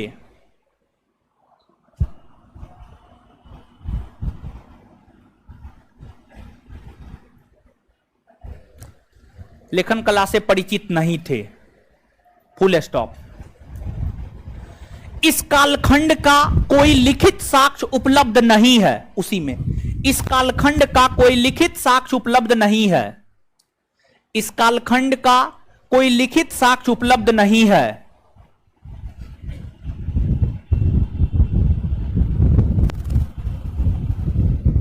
Full stop. इस कालखंड का कोई लिखित साक्ष्य उपलब्ध नहीं है, फुल स्टॉप। इस कालखंड के विषय में जानकारी हमें, इस कालखंड के विषय में जानकारी हमें पुरातात्विक स्रोत से, इस कालखंड के विषय में जानकारी हमें पुरातात्विक स्रोत से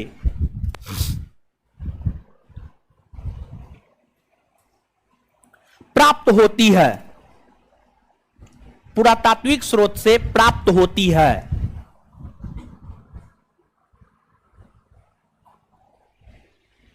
फुल स्टॉप। इस कालखंड के अंतर्गत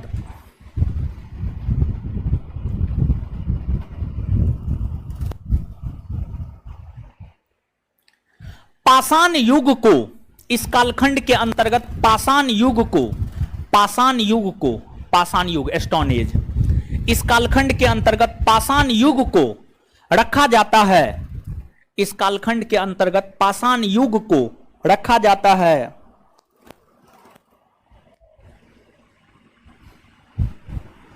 अब आदि ऐतिहासिक काल,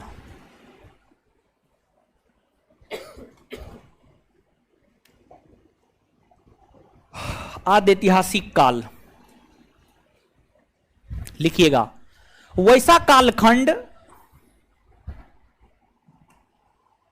आदि ऐतिहासिक काल, आदि ऐतिहासिक काल, वैसा कालखंड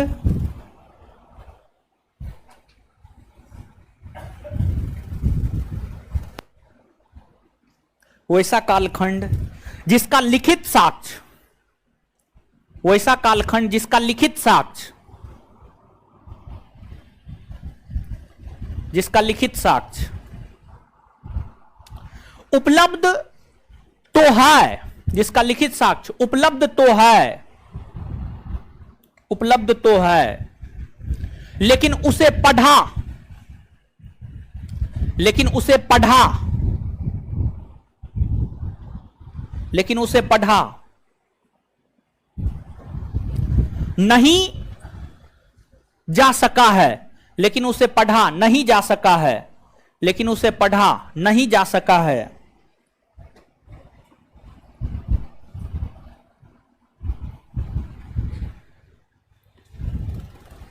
इस कालखंड के विषय में जानकारी हमें, इस कालखंड के विषय में जानकारी हमें पुरातात्विक स्रोत से ही प्राप्त होती है।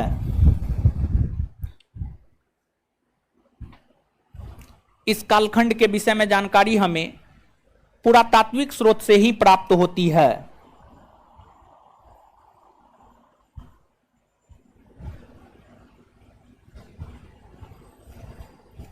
Full stop.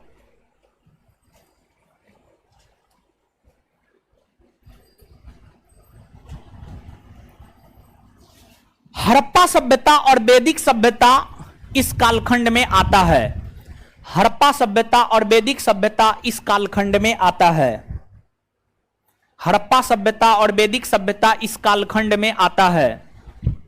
हड़प्पा सभ्यता और वैदिक सभ्यता इस कालखंड में आता है।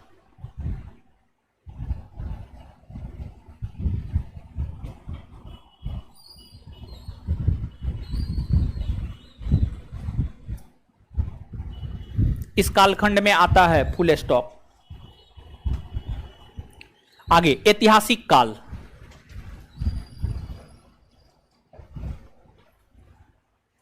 डैश देकर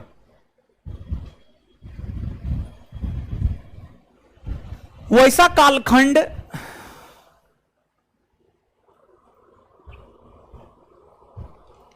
वैसा कालखंड जिसका लिखित साक्ष्य उपलब्ध है,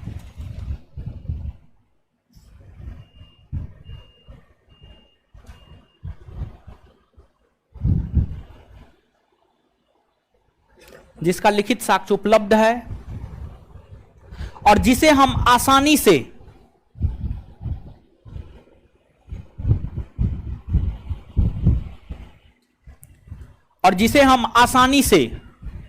पढ़ भी पा रहे हैं, और जिसे हम आसानी से पढ़ भी पा रहे हैं।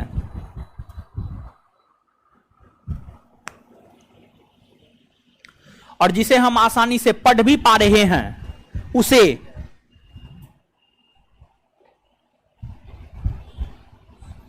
ऐतिहासिक कालखंड कहते हैं।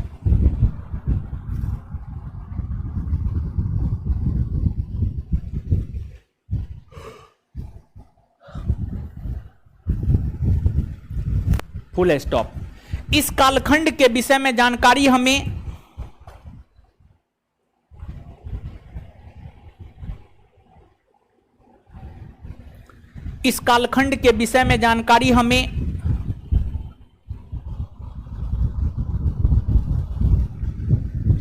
पुरातात्विक स्रोत के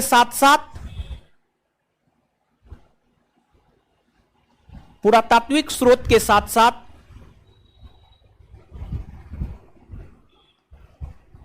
साहित्यिक स्रोत से भी प्राप्त होती है।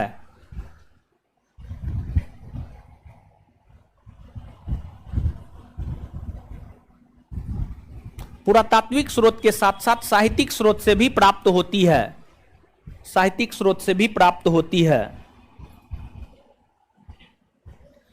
भारत में 6ठी शताब्दी ईस्वी पूर्व से, भारत में 6ठी शताब्दी ईस्वी पूर्व अथवा, भारत में 6ठी शताब्दी ईस्वी पूर्व अथवा, भारत में 6ठी शताब्दी ईस्वी पूर्व अथवा महात्मा बुद्ध,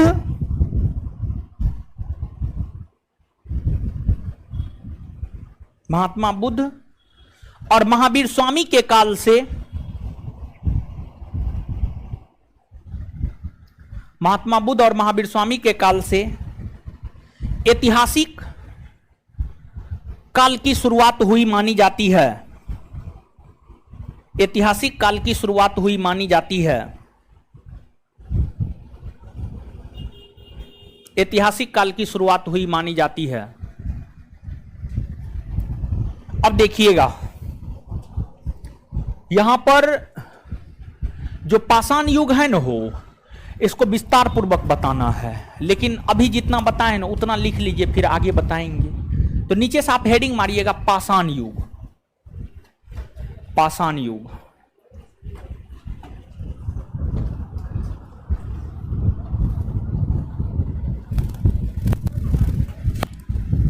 पाषाण युग हेडिंग मारिए ना, फिर पूरा पाषाण युग को भी 3 भाग में बांटेंगे। ठीक है, पूरा पाषाण युग को भी 3 भाग में बांटेंगे। निम्न पूरा पाषाण काल, मध्य पूरा पाषाण काल, उच्च पूरा पाषाण काल बांटेंगे। ठीक है, अभी पूरा नहीं बता, पूरा कहां बताएं, अभी तो हम बोले ही हैं कि हम आपको आगे विस्तार पूर्वक बताएंगे। पाषाण युग डैश देकर इसे 3 भागों में बांटकर, इसे 3 भागों में बांटकर पढ़ते हैं। इसे 3 भागों में बांटकर पढ़ते हैं।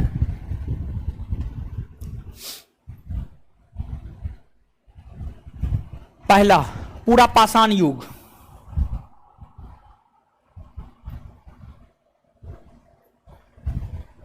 डैश देकर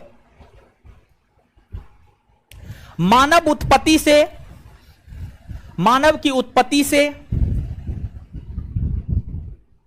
मानव की उत्पत्ति से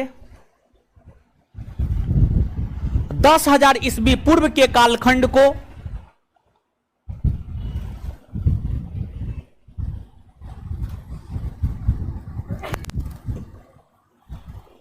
पूरा पाषाण युग कहते हैं।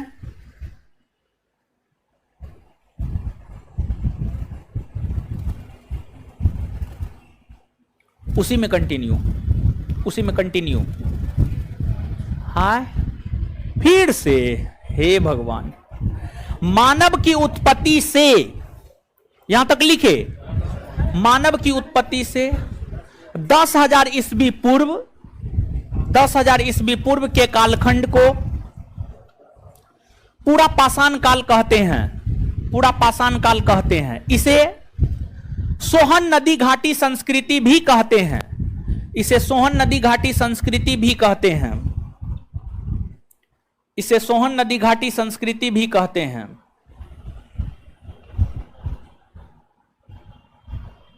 आगे 2 नंबर में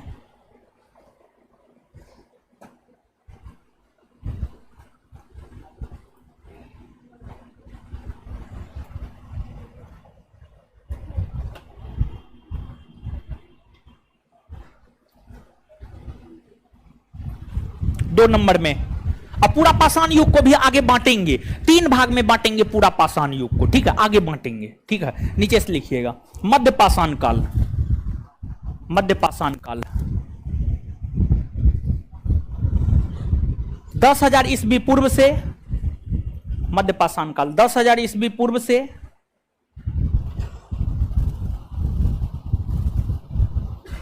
5500 ईस्वी पूर्व के कालखंड को, 5500 ईस्वी पूर्व के कालखंड को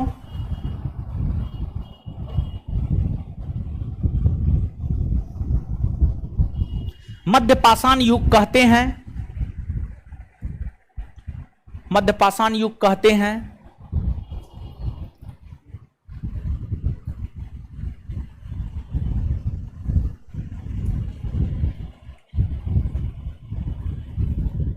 इस कालखंड में फलकों की अधिकता के कारण, इस कालखंड में फलकों की अधिकता के कारण, फलक, अरे पत्थर का बना हुआ औजार था फलक। इस कालखंड में फलकों की अधिकता के कारण इसे फलक संस्कृति भी कहा जाता है। इस कालखंड में फलकों की अधिकता के कारण इसे फलक संस्कृति भी कहा जाता है। फलक संस्कृति भी कहा जाता है। नवपाषाण काल,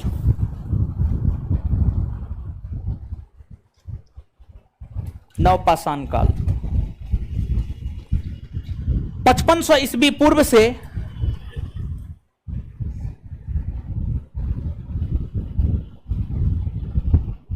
3000 ईस्वी पूर्व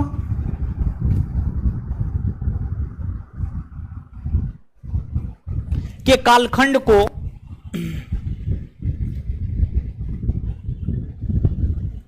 नवपाषाण काल कहते हैं।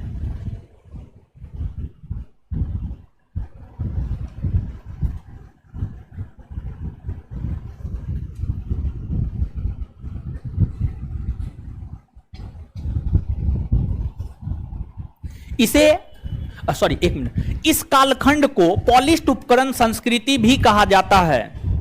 इस कालखंड को पॉलिश्ड उपकरण संस्कृति भी कहा जाता है। इस कालखंड को पॉलिश्ड थोड़ा गलती लिखा हुआ था। इस कालखंड को पॉलिश्ड उपकरण संस्कृति भी कहा जाता है। वहां पे जानते हैं, लिख लीजिए 2446 मेंस, आपको याद रहेगा, ये पूछा गया है, तब आप ध्यान से याद रखिएगा किस कालखंड को किस नाम से जाना जाता है। 2446 मेंस, कोष्ठबंध। चलिए भाई जी लोग, दीदी जी लोग, एक बार आ जाइए अब बोर्ड पे, याद करते हैं, फिर आगे बढ़ेंगे।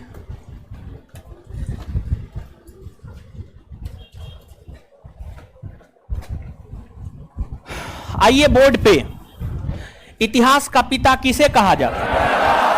किसे कहा जाता है? कहां के रहने वाले, कहां के रहने वाले थे? अच्छा, हेरोडोटस को इतिहास का पिता सर्वप्रथम किसने कहा? किसने कहा? सिसरो ने कहा। विश्व इतिहास की पहली पुस्तक, पहली पुस्तक हिस्टोरिका के रचयिता, हिस्टोरिका के रचयिता। चलिए एक बात बताइएगा, बीसी, बीसी का फुल फॉर्म क्या होता है? Before Christ. एडी का फुल फॉर्म, एडी का फुल फॉर्म एनो डोमिनी। ईसाई धर्म के संस्थापक। वर्तमान में कौन सा कैलेंडर प्रचलित है? ग्रिगोरियन, जूलियन या ईसाई? वर्तमान में कौन सा कैलेंडर प्रचलित है? चलिए, इतिहास को हम लोग कितने भाग में बांट कर, कितने भाग में? अच्छा, इतिहास को जानने के मूल तौर पर कितने स्रोत, कौन कौन? पुरातात्विक और साहित्यिक, पुरातात्विक और साहित्यिक। वैसा कालखंड जिसका लिखित साक्ष्य ना हो और उसको पढ़ा भी नहीं जा सका, उसे क्या?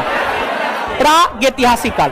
प्रागैतिहासिक काल के अंतर्गत जो है किसको रखा जाता है? पाषाण युग। किसको रखा जाता है? पाषाण। वैसा कालखंड जिसका लिखित साक्ष्य उपलब्ध है लेकिन पढ़ा नहीं जा सका, आद्यैतिहासिक कालखंड के अंतर्गत किसे रखा जाता है? हड़प्पा सभ्यता को किस कालखंड के अंतर्गत? हड़प्पा सभ्यता को। वैसा कालखंड जिसका लिखित साक्ष्य उपलब्ध है और पढ़ा भी जा सकता है, उसे ऐतिहासिक कालखंड। भारत में ऐतिहासिक कालखंड की शुरुआत कब से हुई मानी जाती है?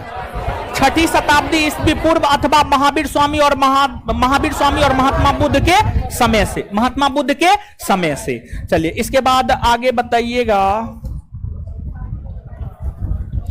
कि जो प्रागैतिहासिक कालखंड है इसके विषय में जानकारी का स्रोत, जानकारी का स्रोत आद्यैतिहासिक कालखंड के विषय, आद्यैतिहासिक कालखंड और ऐतिहासिक कालखंड, पुरातत्व और साहित्य दोनों।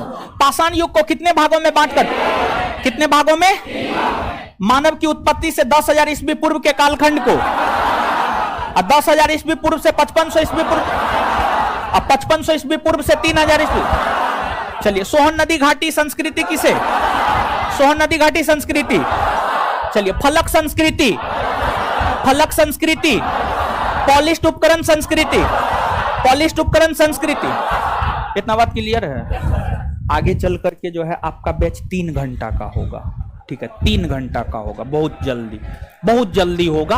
1 सप्ताह 10 दिन क्लास चलने दीजिए, और स्पेशली जो है ना हमको पाषाण युग खत्म करने दीजिए, उसके बाद 3 घंटा का बैच कर देंगे, ठीक है। बैठे रहिए, अभी कहां जा रहे हैं, हम छुट्टी का घोषणा किए हैं, मां बकलुल आदमी है आप लोग। चलिए, हल्ला नहीं करना है। कुछ होमवर्क भी दिए थे, एडमिशन तो आप लोग के बैच में ले लिए हैं, फट्टा मारना शुरू हो जाएगा, ठीक है। बायोलॉजी का 1 चैप्टर खत्म हुआ, नहीं हुआ है, एक क्लास और लगेगा, 2 क्लास। बायोलॉजी का 1 चैप्टर खत्म, फट्टा शुरू, ठीक है। और देखिए साइंस में जो बिट्टू सर का नोट है उसका ऑब्जेक्टिव एकदम आपके होंठ पे होना चाहिए, और हमारे में हमारा जो थ्योरी है ना, जो हम आपको कॉपी में लिखाते, जो हम आपको नोट देंगे, वो आपके होंठ पे होना चाहिए। इतना चीज आप अपने होंठ पे कर लीजिए ना, काम तमाम है आपका।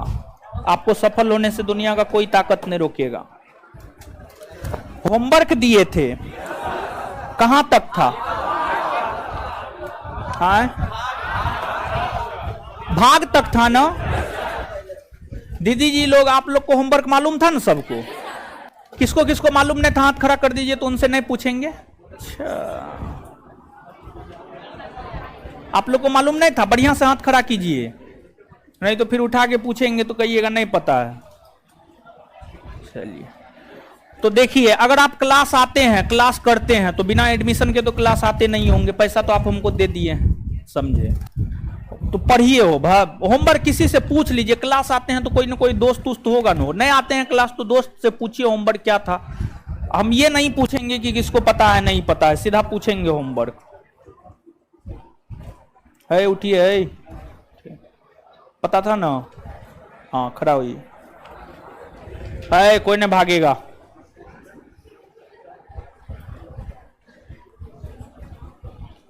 भारतीय संविधान में मौलिक कर्तव्य का विचार कहां से लिया गया है? इनको बोलने दीजिए, जो बोलिएगा पूरा उठा के पूछेंगे।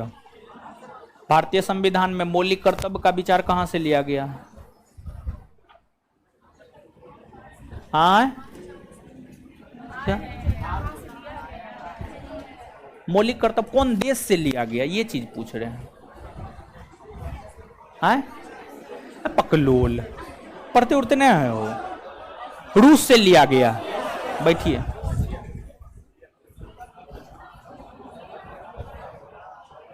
खड़ा होइए, आपको पता था ना?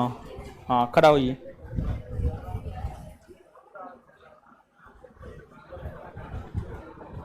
आपात उपबंध किस भाग में है?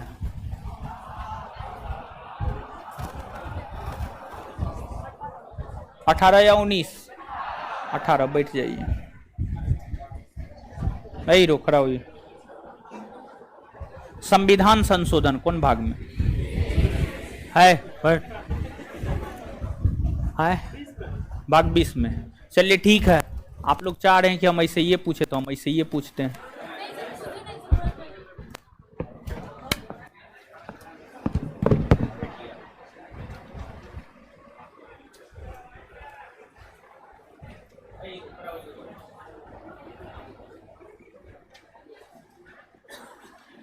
राज्यसभा के गठन में प्रतिभा, अनुभव एवं सेवा को प्रतिनिधित्व देने में भारतीय संविधान निर्माता निम्नांकित उदाहरण से प्रभावित हुए। उन देश के उदाहरण से क्वेश्चन समझे? राज्यसभा के गठन में प्रतिभा, अनुभव एवं सेवा को प्रतिनिधित्व देने में भारतीय संविधान निर्माता किस देश से प्रभावित हुए?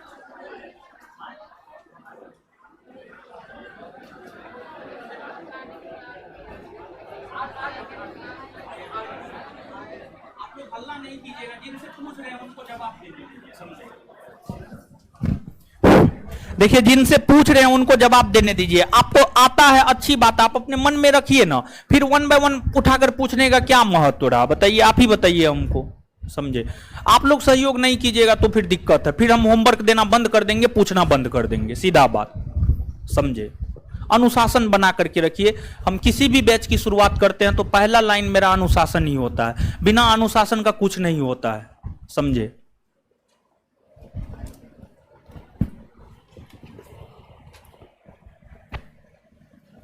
खड़ा होइए तो आप।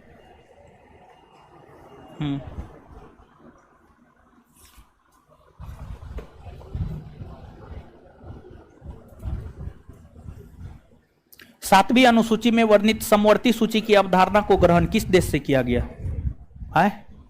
समवर्ती सूची है, बैठ जाइए। टोपी खड़ा हुई है तो टोपी, टोपी आप ही को बोल रहे हैं। हाँ, डॉक्टर बी आर अंबेडकर की अध्यक्षता में संविधान सभा की प्रारूप समिति में कितने अन्य सदस्य थे? हैं 6 या 7? हैं 6 9, ठीक है, बैठ जाइए। उधर टीका खड़ा हुई।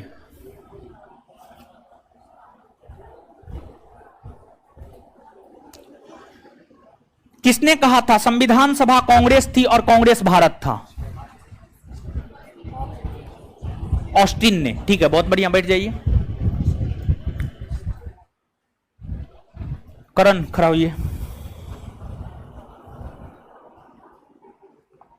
डॉक्टर भीमराव अंबेडकर का जन्म और मृत्यु कब हुआ? जन्म कब हुआ है बोलने दीजिए, है बोलने।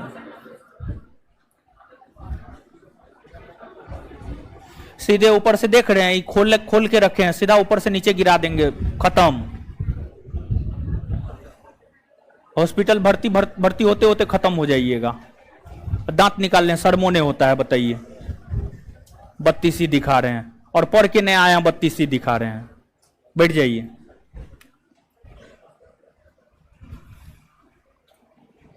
उधर खड़ा होइए, आप अपने बगल में खड़ा कीजिए। हाँ, भारत का संविधान अंगीकृत एवं अधिनियमित हुआ था कब? भारत का संविधान अंगीकृत एवं अधिनियमित हुआ था, डेट बोलना है। बहुत बढ़िया, बैठ जाइए।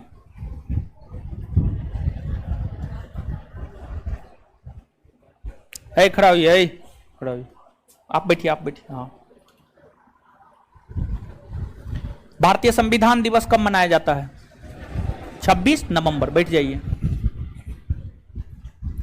चलिए, भाग तक दे दिए थे। भाग के बाद अगला है अनुच्छेद। क्या है? अनुच्छेद। और अनुच्छेद में टोटल नंबर ऑफ क्वेश्चन कितना है? 26। 26 को है ना वो। अनुच्छेद और अनुसूची,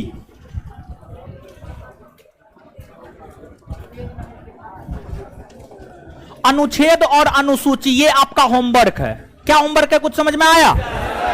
अनुच्छेद और अनुसूची, अनुच्छेद और अनुसूची। होमवर्क क्लियर हुआ? इसमें नंबर नहीं है, नया वाला बुक अपना खरीदिए, ठीक है। हाँ, जो भी नंबर है आपका, आप अपना देख लीजिए। अनुच्छेद और अनुसूची,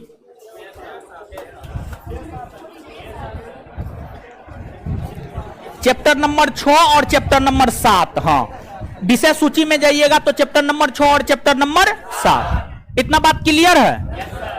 चलिए, पेपर पढ़ के जो है आपको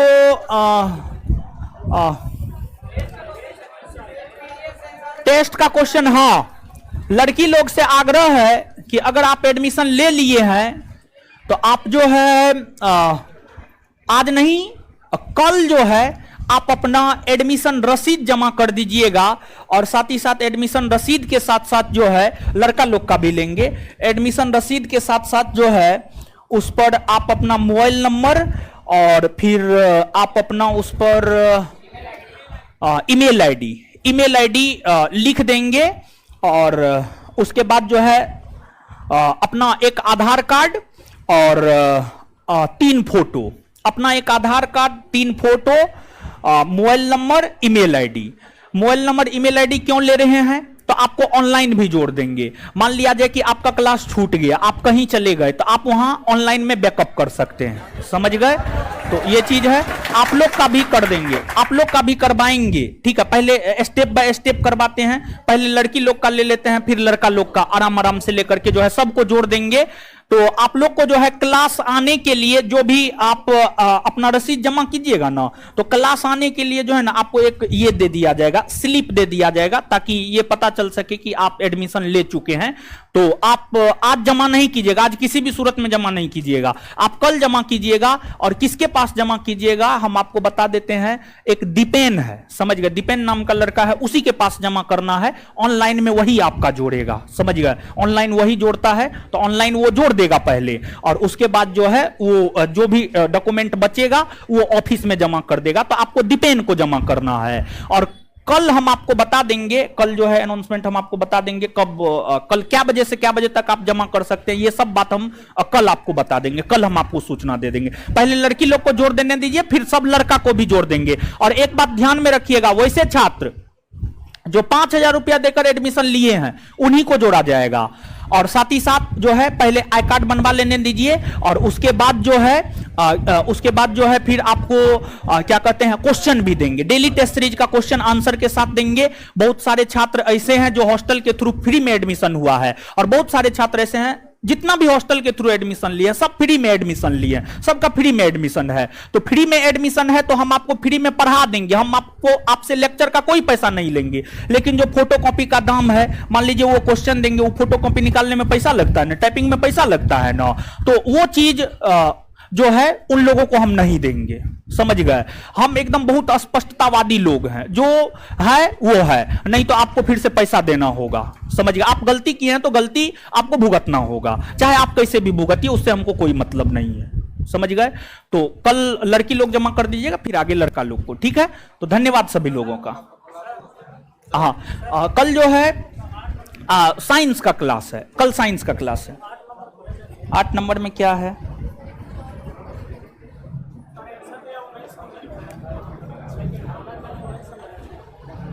1935 होगा, सी होगा, 1935 होगा,